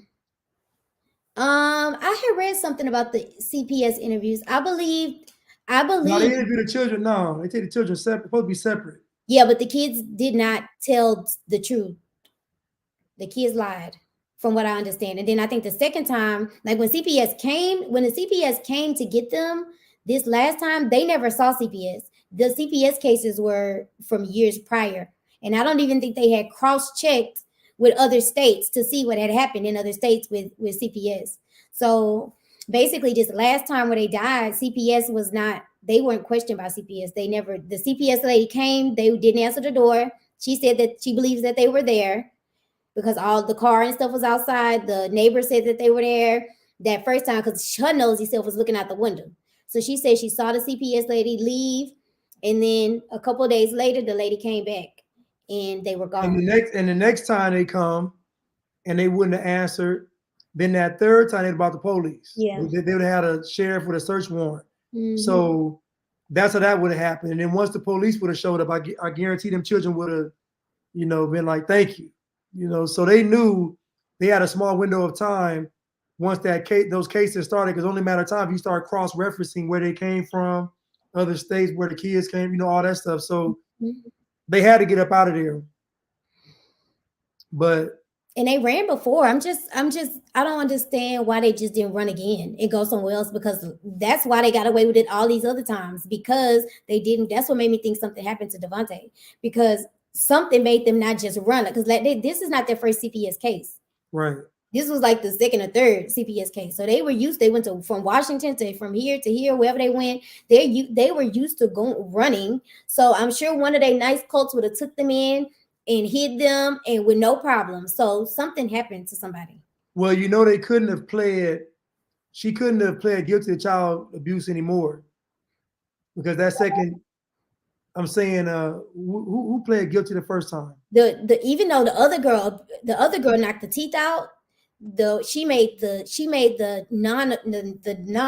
working one plead. She made the non-working one say So this next time, if there's another child abuse charge, the kids would have been removed.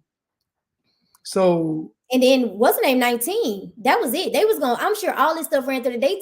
He get to go.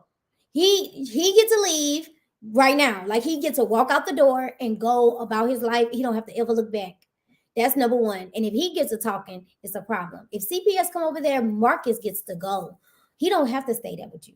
Right. Then you got one that's almost, they probably were thinking about all of these things, and that's probably why they ran. They probably did something to Devontae, and they were probably like, they not 8 no more. They not 8, 7, 2, or however old they were, 8, 7, and when they had those other cases. They big.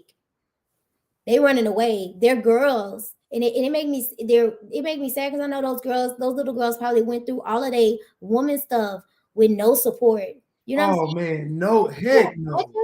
Can you imagine having to be in a room with all your brothers and you a girl and you have to go through all of that stuff? She was 16, one 16, one was 14. They were going through those things. Can you imagine? 12, 14, and 16. They probably didn't even make them shower. They probably couldn't shower like they needed to. Like, and I feel like the house was little. That house looks small to me, but that's crazy. No beds, no nothing. Like they just laying on top of each other. And they just holding on to them. It's so sad, because it's almost like they were just holding on to them like little relics. You know what I'm saying? Just like little, that's how you know that they thought these kids were property. They just put them in a room and let them waste away. Like, you have to be demonic. I wonder I wonder how much those kids weighed at 19. Because I don't think I really know or heard like what they look like what they Yeah. at age, because we haven't seen them at 19. I think Marcus, the last age he looked like I saw him at was probably like 15. And he was tall. He should have. Yeah, no, he was taller than them. He was taller than them. But that Jen was a big one. That was a big old girl. She probably just big and mean. Ugh. Yeah. So, Blanche, are we doing something different next time? It's up to you. What you mean? You don't want to do we done. We can always come back to this. We can always talk about this in Oh yeah. So yeah. Since y'all know the story now, that's really what we wanted to do, get the story out. We can reference it at any time now. Yeah. Yeah, let them laying on top of each other. I agree. It's up to y'all. What y'all want to hear us talk about? Y'all got some ideas? I know it's some things that I want to talk about, but I'm not ready. So I mean, like, I need to prepare. So if I'm doing it next Saturday, then maybe y'all can give us something to talk about. What y'all want us to talk about? I don't want to talk about Will Smith. I'm gonna be clear. Let's be clear. I'm pretty sure something's gonna come up this week. Okay. We'll have something next week. And I don't want to talk about the Supreme Court justice. I'm disgusted. That's my opinion, and it's not changing. The Nigerian case is not uninteresting. I'm not interested in it because I feel like they're just using it as a race bait. There's nothing interesting about that case. It's nothing. What case? That Nigerian, I'm sorry. I'm not saying I wasn't trying to be dismissive, y'all. But I'm just saying it's nothing uncommon about that case. So that's not it. And I know everybody talking about that, but that's because they don't have nothing else to do. Y'all give us something good, maybe in the comments or DMs or something. Yeah, that Nigerian case is. Oh, you want to talk about logic? That question? We can talk about that question, and we can talk about, but it's probably better on a live with more people, huh? What question? About what makes like, if you don't have logic, does that make you intelligent? If you can't, we can that one question. We can talk about that and other things. How silly our people are. Well, really, that's the whole issue. Is nobody's using logic now. That's the problem. They're not. They're getting rid of logic, replacing it with just feelings. So however somebody feel about it is what it is. All right, Amanda, y'all let us know. Yeah, something probably gonna come up that's gonna be interesting. Yeah, we gonna have something. Yeah, we gonna have something. Something's gonna pop up. Oh yeah, Goddess Nave, we are. Yeah, so listen, I might as well tell you now. Yes, we are gonna be having a little dating marriage show that we're gonna be doing. So maybe if y'all are interested and you want to be on a show, let me know or let Blanche know. And we're looking for people who's serious about getting married, who's serious about not just casual dating. Y'all should be casually dating anyway. But people who are serious about getting married. If you want to get married, DM me. Y'all know my Instagram. And let me know, men and women. Or if you know people that might be good candidates, let me know. Right. We're going to get y'all married. Y'all know it's the year of the bride, right? So might as well. All right, y'all. Right. We way over time, but we'll be back next week. And we probably going to start getting these shows down to maybe like an hour. I don't think that's going to happen. That is wishful thinking. If we stay like an hour and a half. It's go 2 is probably good. We shoot for an hour and a half, y'all. Really an hour. We shot for oh yeah, that was hilarious, Ancy. Good job. So I'm from Texas, we don't play. Goodbye. And why they call Governor Abbott Hot Wheels? Cause they evil in Texas. Houston is evil. I bet they came straight from Houston, the pits of Houston. Talking about he needs to what they said, do his willy. Tell me he be doing a willy. They have like a video of him that somebody edited like that where he speed off. It's hilarious. Hold on, he really can't walk? He in a wheelchair. That's why they call him Hot Wheels. No, I know, but I thought he just used wheelchairs. He can't walk at all? Something's wrong with him. And he don't play though. No games. Wow.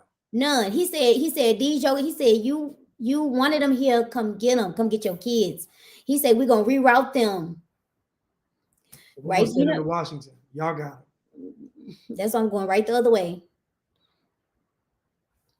Oh, I got a snap. If you're interested, yes, I'll DM me.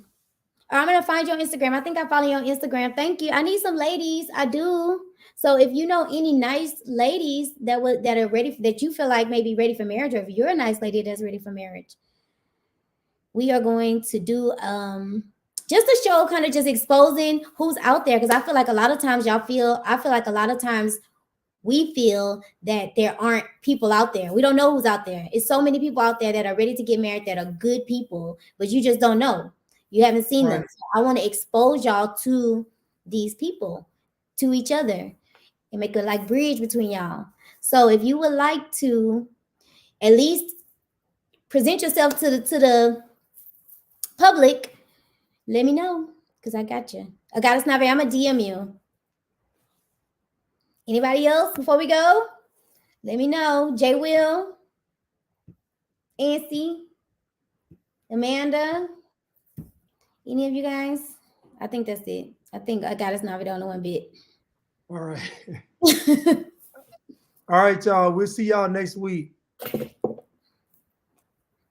Thank y'all so much. Thank you. All right.